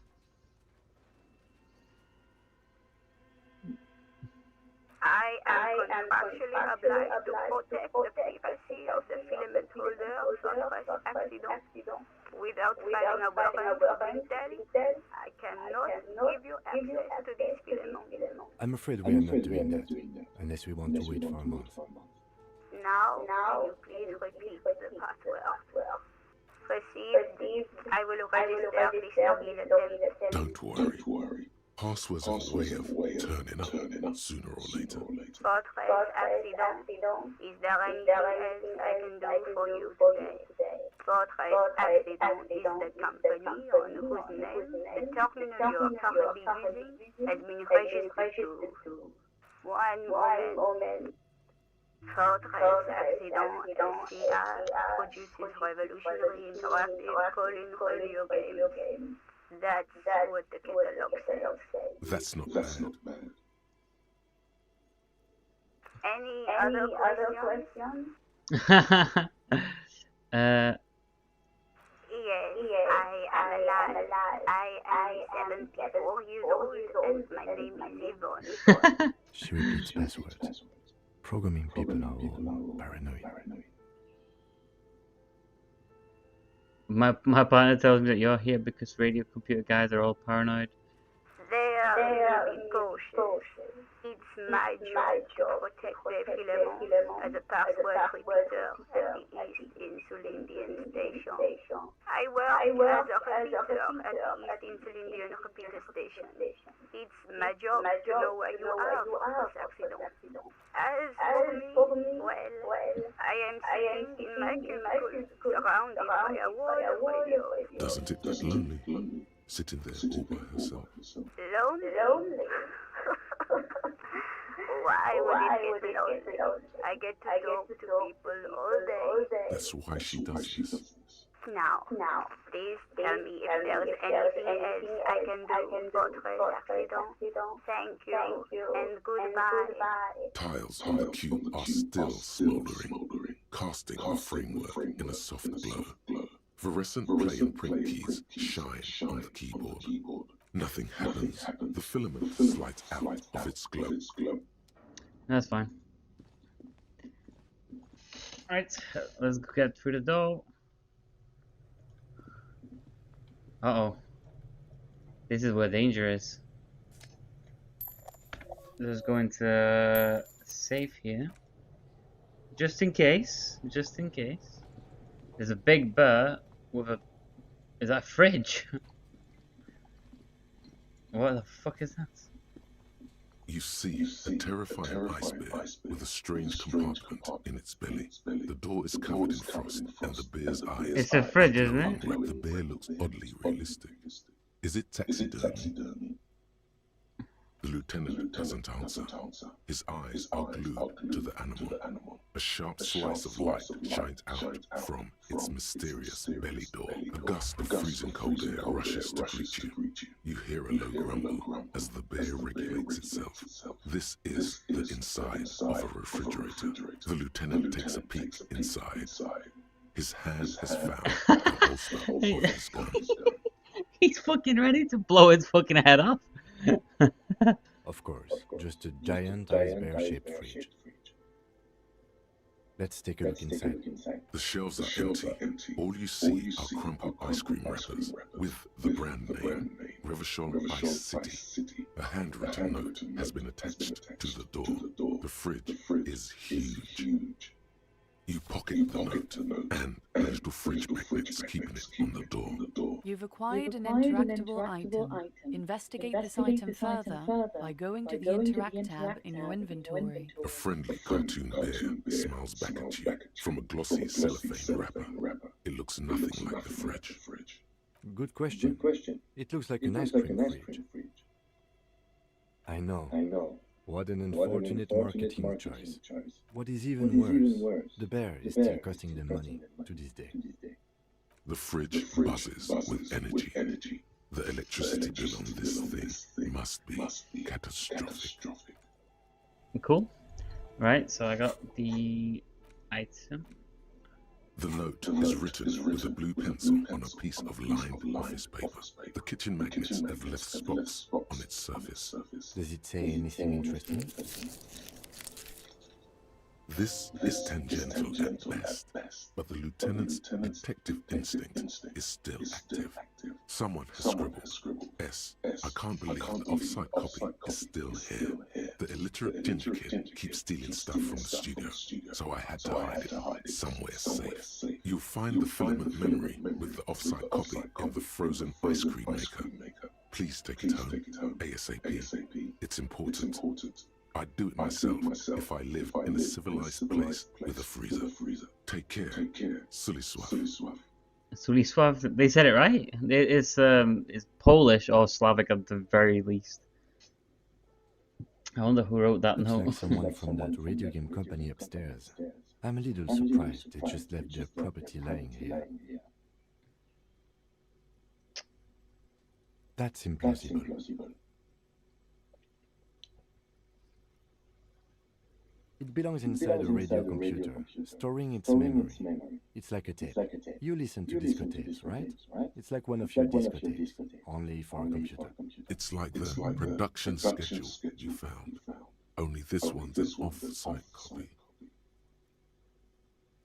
Really? You don't have a single guess? Oh, I'm sure the child would love to get his hands on the filament memory. Even if he doesn't know what to do with it, he'd probably try to pawn it for speed, based on our encounter. I don't know. I assume it's somewhere close to the iceberg fridge. Okay, fine.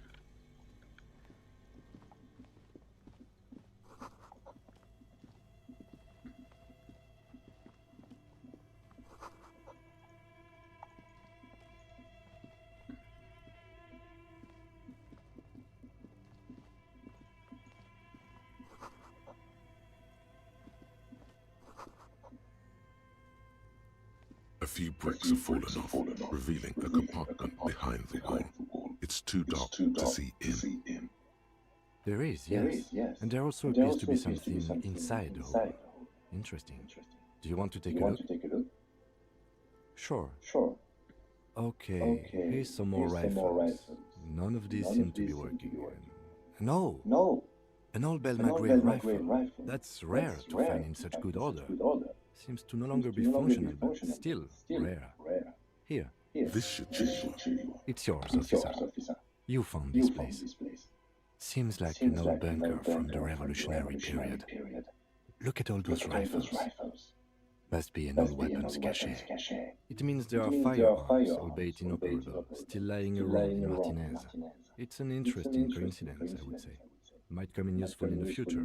He likes this find. Oh, he likes it. He likes it. That's cool.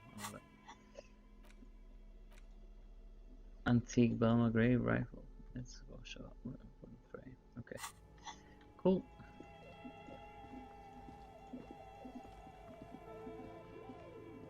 And that was the other thing I've not checked yet. Oh, there's more.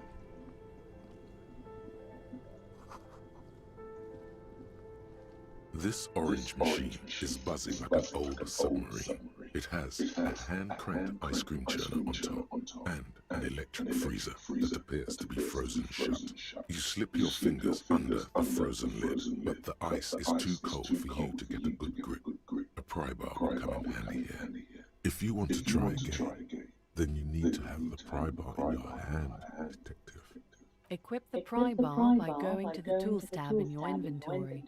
From there, Turning yeah, that's fine. Feels oddly satisfying, like stirring your childhood dreams. In the distance, you hear water dripping. It's all gone now.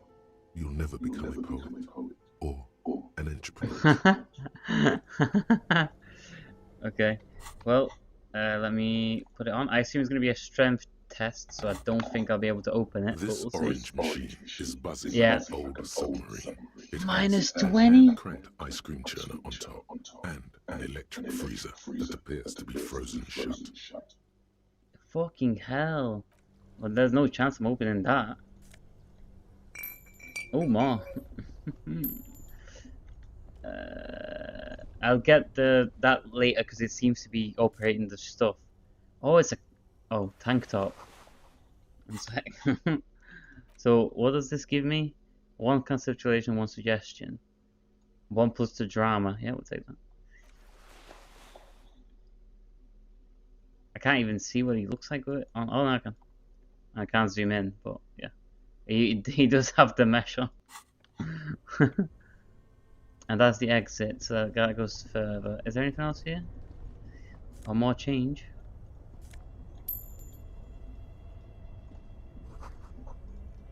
I'm not that close. I still have to get 20 at some point, but and I didn't check the rest of around here, have I? So I checked the bird. There's a hatch.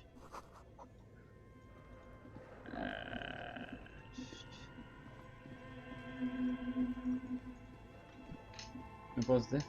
A thick layer of coal dust covers the furnace, coloring it pitch black. Looks like this furnace has a face, and it's a face of agony. Looks like it. Looks like an old central furnace used to heat the building. It's connected to the chimney. No one has used it in ages. No signs of any recent fire. Only dead rats. It is the right item. It's the pry bar. That's what she told me to equip. But it's just not strong enough. That's what it says on the thing when I try to interact with it. It's dark and grimy here. In the darkness you can hear chatter. It's coming from above. A voice or several voices talking to each other.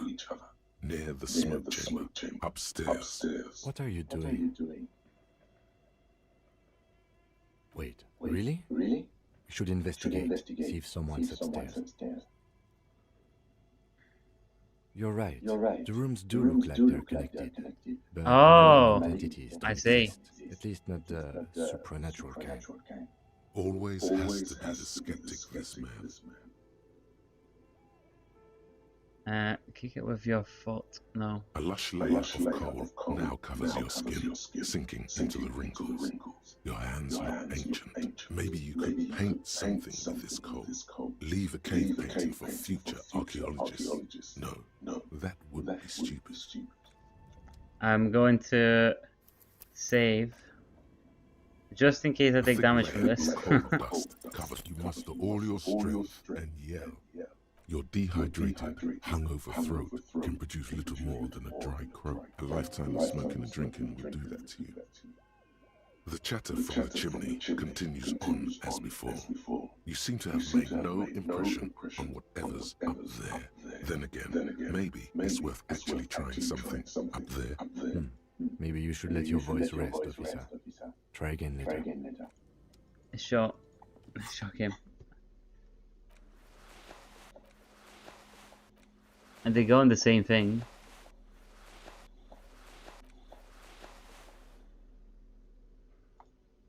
I don't think there's anything else I can switch it to. So.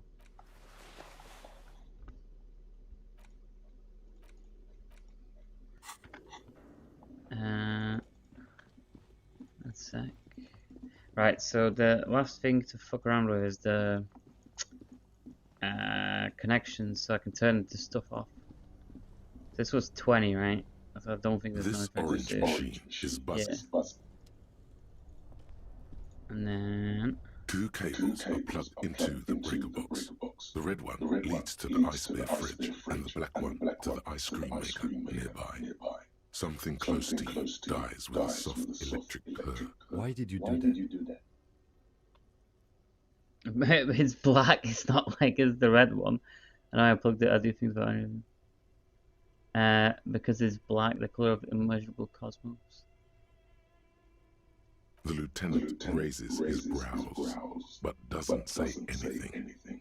The electric distribution board now has one cable missing, an electric sizzle. The room is slightly quieter now. What does this do? Does this help? This orange machine is dead still. It is easier, but it's still 1 in fucking 30 or whatever the fuck that is. And what's this? Does this change anything to this? The beer's eyes are dead and empty. Ice inside the fridge slowly melting. The power has been cut off. Yeah, I'll put him back on. Fuck it. Right. Come on then. And we go somewhere else. Both cables, somewhere. A machine.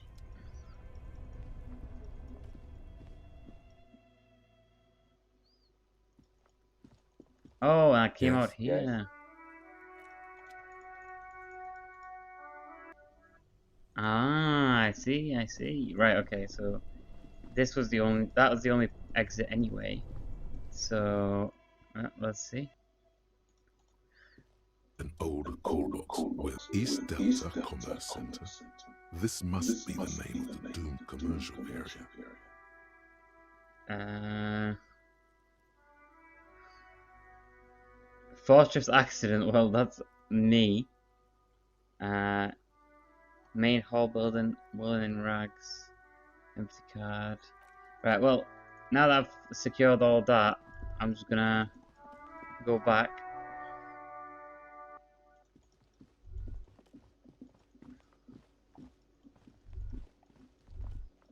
The theme on that pinball machine is a standard royalist theme, used on everything from pinball cabinets to full-flavor cigarettes.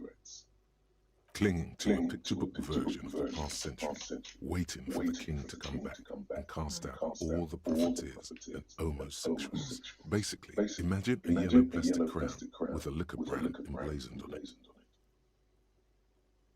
it. Where do I get such a It crown? comes free with a six-pack of Vermilion Roy d'Or. The words Roy d'Or are stamped into the crown's plastic.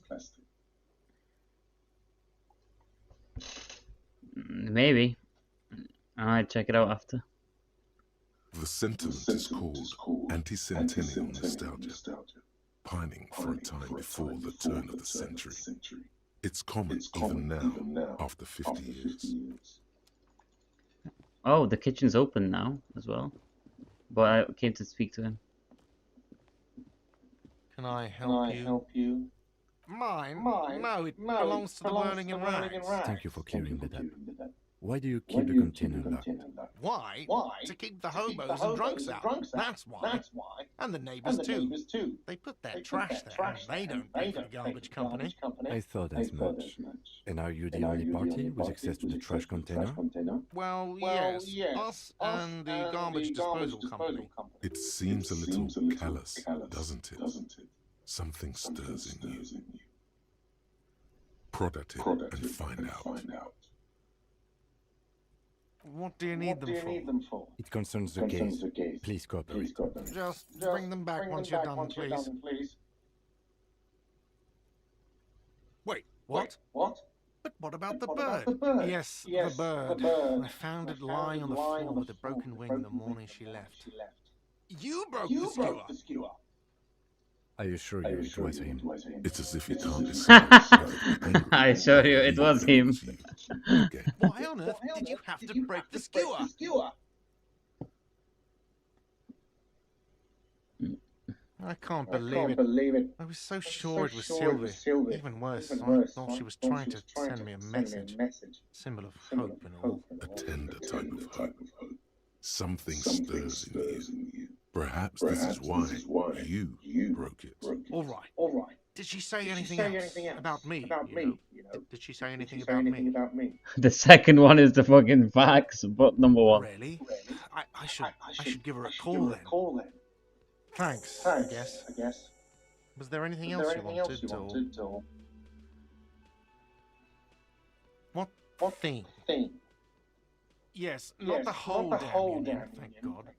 Just the nastiest and loudest faction. They come here in the evenings. Dumb, unruly types. Think they're big shit. But they're good customers.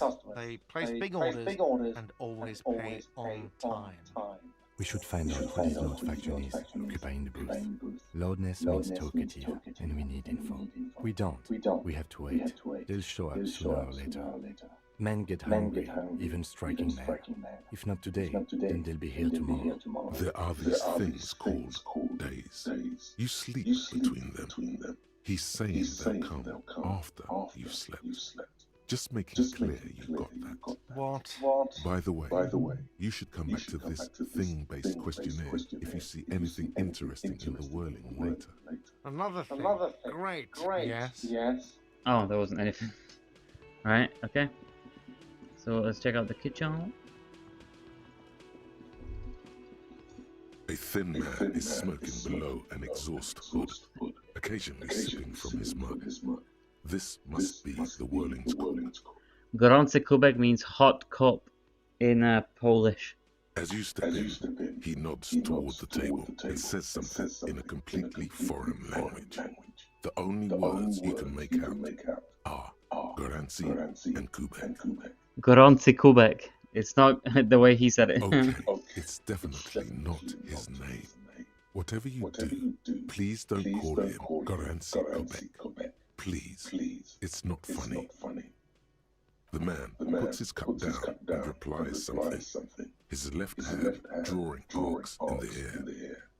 He smiles and bangs his ladle against each of his pots in turn. It's almost like music, especially with the sounds of assorted dishes boiling and simmering on the stove.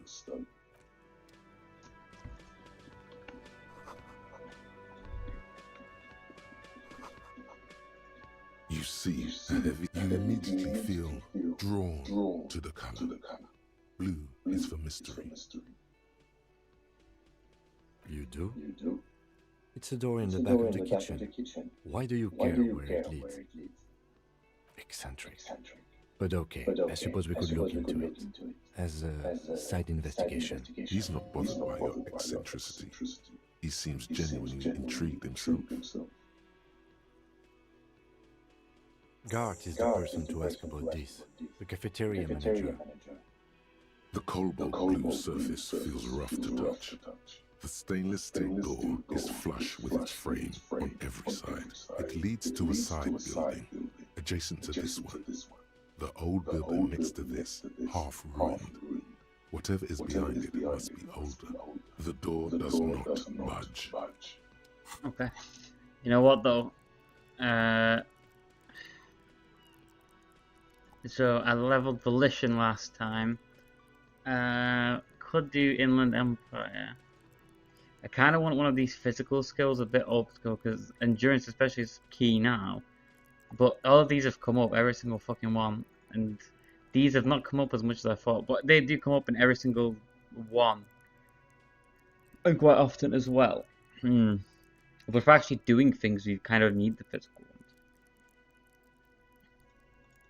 Oh, I can't plus it. Oh, it has to be from the actual skills. Yeah,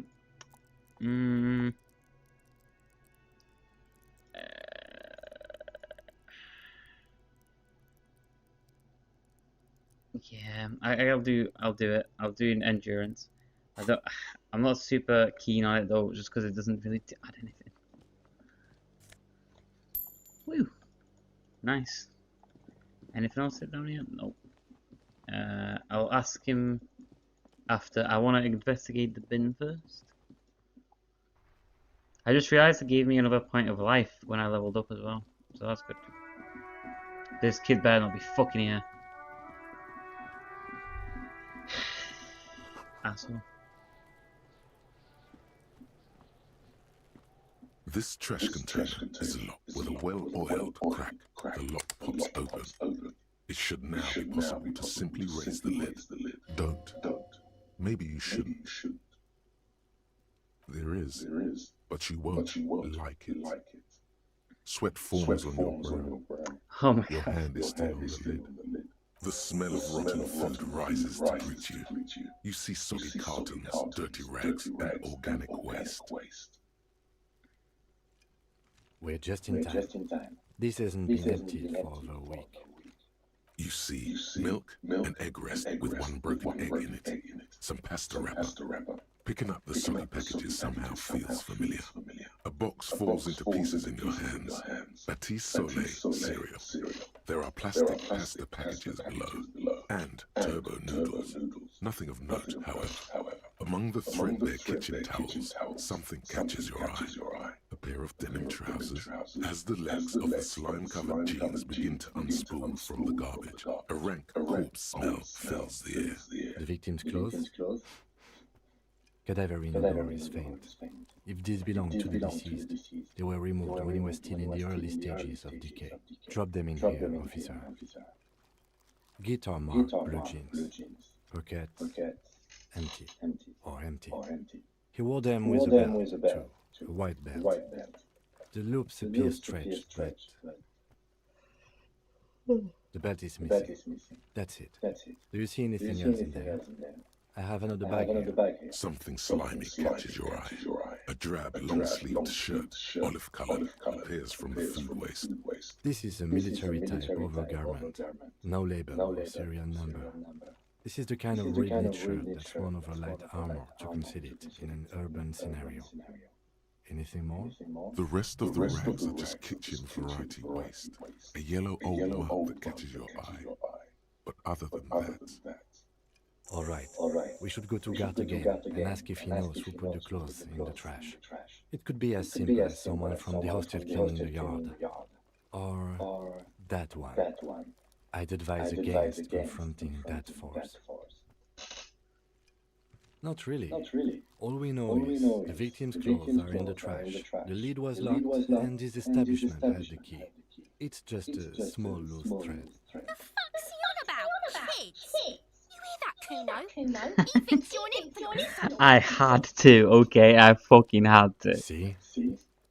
The lieutenant nods, then looks back into the trash container. You pick out a broken mug with an oddly racist depiction of the yellow man frolicking in saffron, only in its social sensibility. It's just organic waste, cold and slimy on your hands. Apple and potato peels mostly, unidentified sludge, and the occasional chicken bone thrown in for good measure. Don't eat it. But hey, nothing. It's nothing. Nothing more to see here. What's this? A blue piece of plastic sticks out from the apple peels. It's shiny. Looks like the corner of something. Something larger. A clipboard. A blue plastic clipboard with moist papers hanging from it. They look badly damaged, but you can still make out forms and notes, written in a man's handwriting. Officer, is that your paperwork? Yes, it is. Look. This plastic has the RCM street grid on it. You've even got an autopsy form. If you don't mind my asking, how could you have let your paperwork end up in the trash?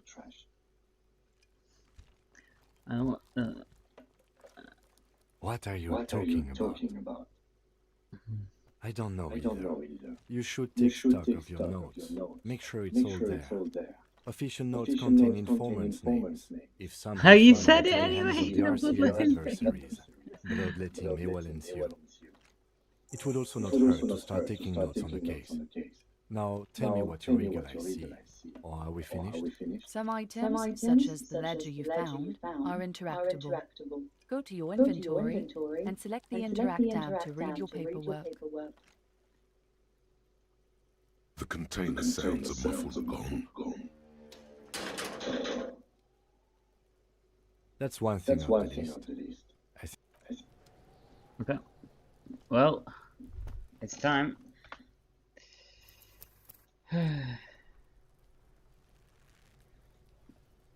There he still is, looking right through you with his white eyes. The body below is entirely dedicated to that corpse smell. Emitting it is all it does now. The smell is repulsive. It pushes in from your mouth, more instant and more familiar than anything you'd expected. More fever than odor. It fills your mind, flushing you from within.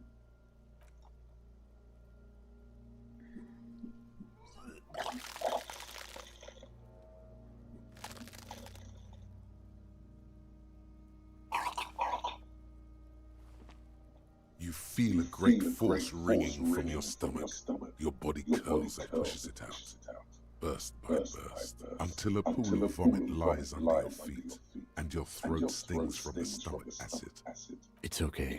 Happens to everyone. The hangover is clearly making it worse for you. You could use some ammonia to clear your head. That young woman, the gardener, mentioned she used salts for the smell. If she doesn't have any, there might be some in the fleet store nearby. Acquiring ammonia will provide a modifier to the white check. Modifiers make checks easier and allow you to retry them. Okay. You know what? I might as well check, right? See if he... Yeah. Why the fuck would I tell him this? Kuno, I threw up and I can't investigate the body now. Alright. Okay. Ding ding. Oh, and the ledger was interactable, right? Oh no, there was more. Yellow man mug. It's just a racist mug. What's there to read here? Not much. There's quite a lot to read into here, actually. Look at all that content. Oh boy, here we go. What are you going to say about a broken, tossed-away mug that you dug out of the garbage? The mug didn't belong in the trash. It was just a funny mug. Can't anyone laugh anymore? I'm going to push this into the face of every merchant I find and tell them, this is your ideology. This mug is an example of prejudice. I'm going to use it as an example of what not to do. This mug will be useful. By denouncing it, I can earn political capital to mask my badass hustling. If you want to earn some change by guilting people, go for it. But if you want to earn real dough, finish the case and start getting paid again. It's the ledger you found in the trash. A pitiful cabbage of white and yellow papers hanging from plastic board, barely held together by a metal clip. This sad display is made complete by the faint smell of urinal cleaner. There's a piece of toilet paper, or is it cleaning tissue? No, it's toilet paper, desperately sticking to the back of the blue plastic clipboard. It's a metaphor for you. Below the pathetics, terror. Do not look into its blue heart. It's just toilet paper sticking to the back of the plastic clipboard. You can take it off if you want. Still wet, the toilet paper peels off the plastic easily. All you have to do is shake it off with your finger and voila! The ledger now looks marginally better. An aluminium block runs the width of the board, biting down on the paperwork. Its crocodile teeth are the only thing keeping the papers together. A regular pencil, the tip worn down to nothing, has been attached to the clip. The surface is interrupted by a silvery sticker. It's rectangular, sparkling with iridescence. You don't know how you didn't notice it before. It is similar to the Elysium watermark on your blazer the lieutenant mentioned. Didn't he say something about the headlights of his motor carriage? That you can read these there? What?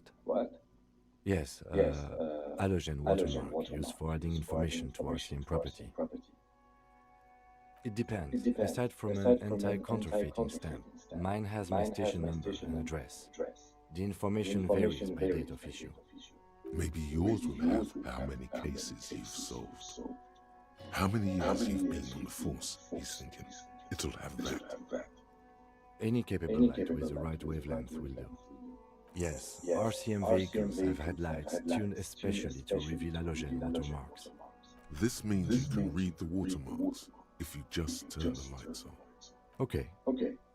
While a bunch of sodden papers sag from the clipboard in your hand, it's a sorry sight. They're not exactly white.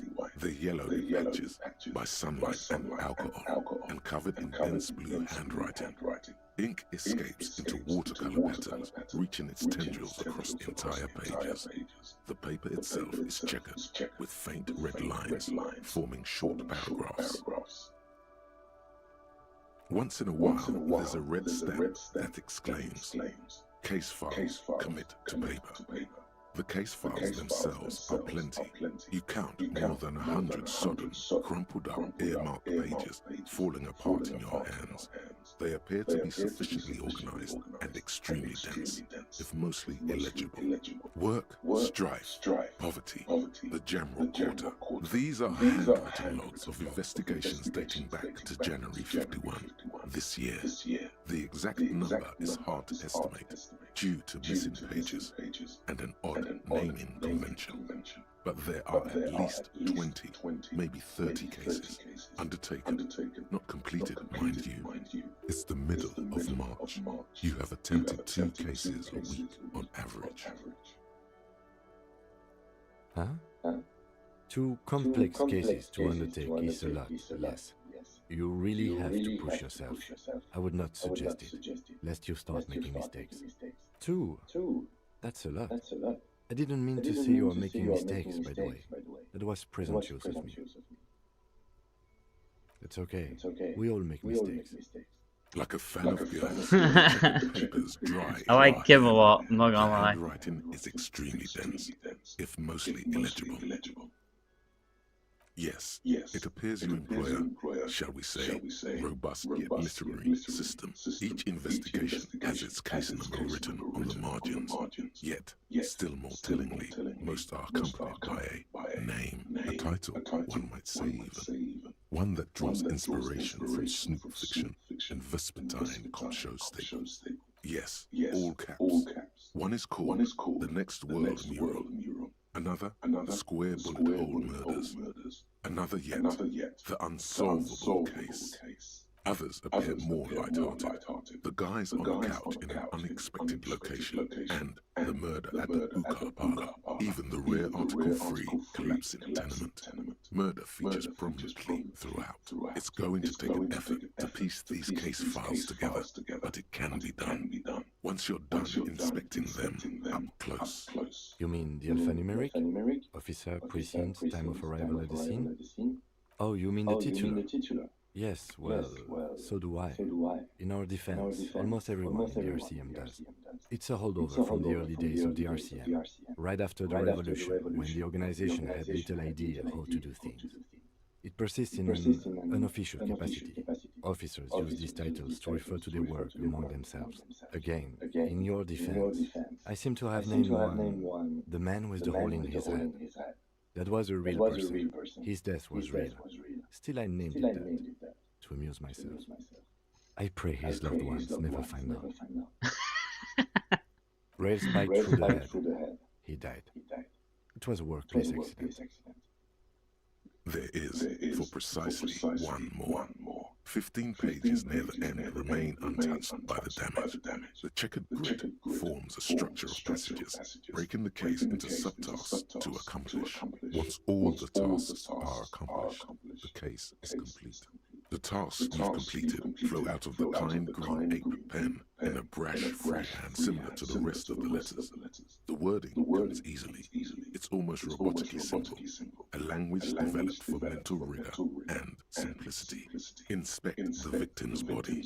Interview the cafeteria manager. It's not exactly poetry, but poetry would be out of place. A satisfying slash sounds across the paper. You're done, it seems to say. And you. Things to be done and things already done. The composition of reality. This is an extremely useful tool for a detective of the Citizens Militia. Now all that remains is to name the case. No, actually. Any ideas? The Furies are at home in the mirror.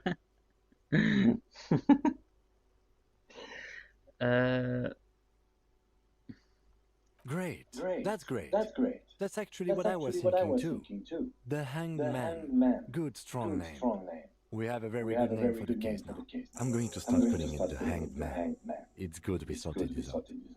You don't exactly close them so much as distance yourself from the smelly papers. They're a little further from your nose now. In the back, you see thin, translucent copy paper. Some neon yellow, some bright red, all covered in boxes, like marching armies. These look like official forms, waiting to be filled out. Then rip them from the binder and hand them out, according to type of form. 3. The topmost are misconduct fines. The middle ones are station calls. And the bottommost are field autopsy forms. Each is easy enough to make sense of. You don't have to be an intellectual giant to do police work. A monetary penalization ranging from 20 to 250 real. Severe cases allow for 1,000 real, but that requires special paperwork. The details of issuing these fines are spread out over the rest of the fields, but they appear pleasantly vague. Oh my god, so you can start fining people for money. These are quite sinister in turn. They give a date and time for the person to appear at the specified precinct police station. Below the call are the criminal charges you risk by not appearing. A dozen pages of thin copy paper, bright red in color. You see the parameters of a deceased human form waiting to be filled in. Age, sex, condition of internal organs. Yes, all that remains now is to fill those forms and hand them to people.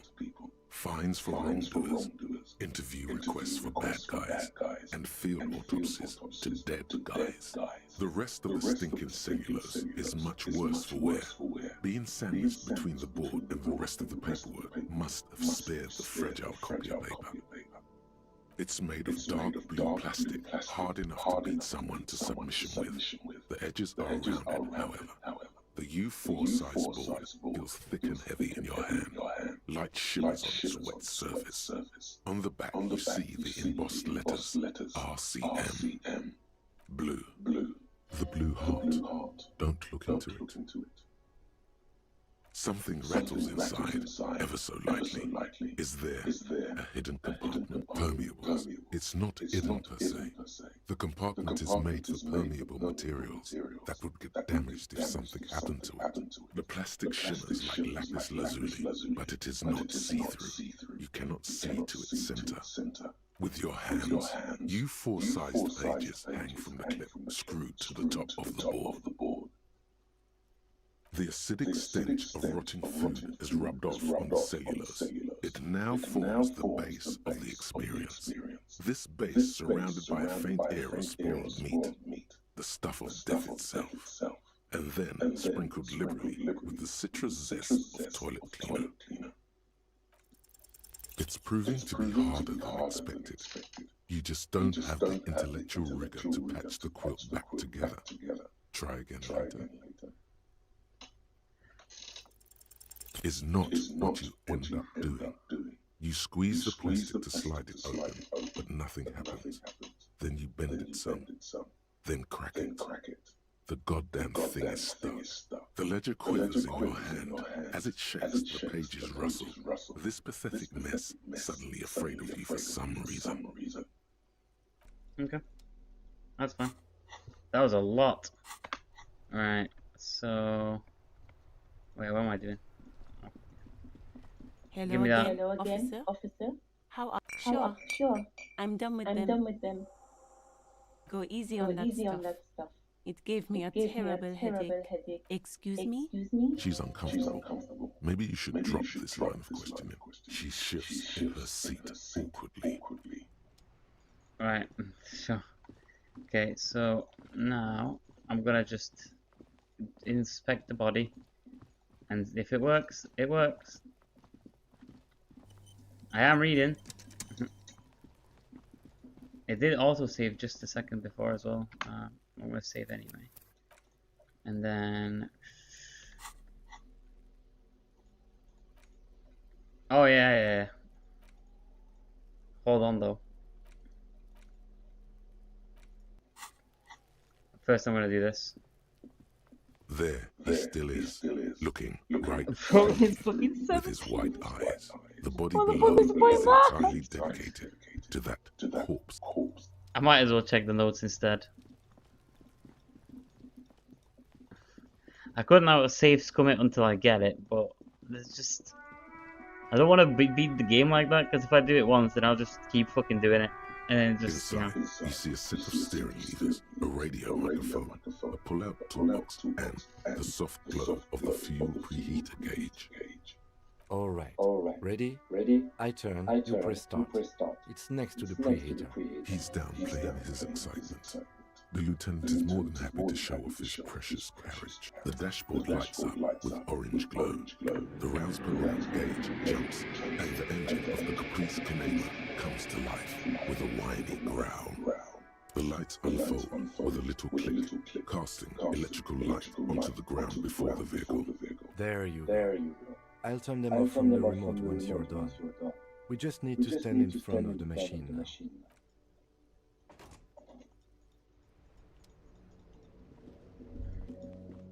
As you hold your ledger's clip under the headlamp, an iridescent hologram appears. A street grid and the veins of a great river. A familiar sensation washes over you. There she is. Revachol West. Around the borders of the watermark are dozens, no, hundreds of micro-perforations. Look at the shimmering. The rectangular watermark is overlaid with the logo of the RCM, and yet the major arteries of Revachol are all recognizable. They shimmer in the Canema's headlights. Let me see. Right here. Oh yes. Coal City. Le Royaume. The burnt-out quarter. There are many of them, and they are divided into 3 separate rows. The first row has 18 dots. The next is the longest. It runs all the way around the border, and then some. You count 216 perforations. Considering that nice, large number, a wave of pride washes over you, though you can't say why precisely. The last row has 3 perforations. That's it. Those are They're perforations. bones. They represent your They're record as an bones. officer of the RCM. They are your statistics, as it were. I should have guessed you'd keep a record. Officers often do. Let's take a look. Alpha male officers who are proud of their numbers often do. It's meant. The first row represents your years of service. 18 years. Okay, not bad at all. What did you do before you volunteered? I walked the land telling whores and lies for the end to come there. I had 5 days remaining. Probably, I feel like I just went around apologising all the time. Shut up. Do you really think I have any idea? No shame in working a regular job, detective. Sometimes after a long day of doing this, I even envy it. Let's move on, shall we? This next row, the one that wraps all the way around, is your number of closed cases. Closed is good. It means finished. You've got, let's see, wow, more than 200. It's quite a lot, even for someone who's been on the force for nearly 2 decades. Usually, clearing more than 10 cases a year puts you in the 90th percentile of all RCM officers.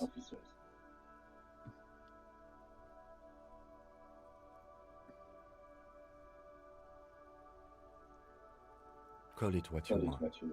You were a valuable member of your precinct. Now, let's look at the last row. Right. Those are your confirmed kills. You've got precisely 3 perforations there. For an RCM officer, especially Precinct 41, which is in the Jamrock quarter, it's rather tame. I mean that in a good way. There are certain officers who treat their kills like some kind of ghoulish game. If they do happen to solve a case, it's usually by accident.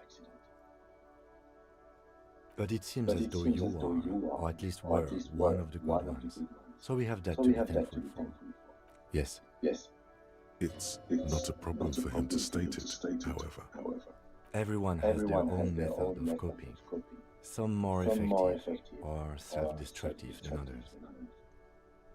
Personally, I find it helps to keep up a few hobbies. Oh, this and that. Let's not get into it now. Why not gardening? You've already got the gloves. It's Oh, not that's nice. earnest. Please don't mistake it for a jab. The lieutenant nods. Right. I'll go turn off the lights. You can now see your statistics on your journal page, to the right of the task description. Oh. Sorry, Cop 5. Oh no. Good Cop, Bad Cop 3. I don't know what that means. Communist 2, fascist, ultra-liberal, moralist. People killed 3 cases soldiers in service. Oh, fucking sorry. It must be every single time you say sorry to someone. And in that conversation with Sylvie, I said it like 4 times. Right, let's go check that check. It's not fair because in that conversation I said it a load of times, and it was just, it was just all the things he did before I even got to control the character. It's not on me. I was just being sorry. Yeah. So I mean, I don't think it's gonna make me do anything. Still is.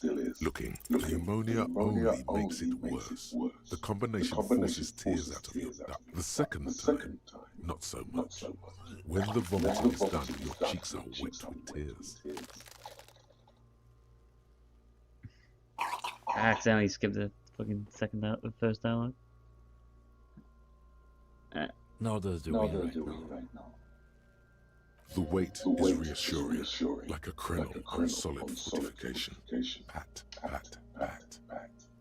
I've seen strong men turn themselves inside out for hours. Oh yeah, I did say. Tough odds here.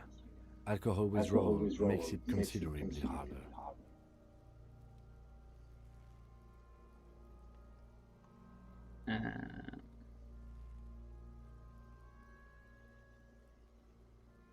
Why can't I keep doing it? I've seen captains puke their guts out. It never gets easier. You never get used to the smell. Every Monday is cadaver day. Throw up, investigate. Throw up, initial autopsy. Throw up, bag it. Then drive to the station. Maybe throw up on the way there if you didn't bag the thing tight enough. I think I've lost my sense of smell. A white lie. Not being hungover helps too. That's probably a good idea. Clear our heads.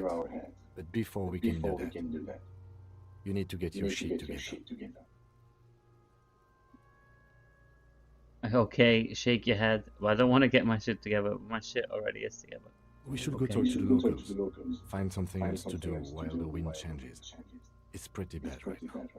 You've gained a thought. When this dialogue is over, go to your thought cabinet and internalize it with special bonuses and effects. Give it half an hour. Get yourself together. Then come back and have another go.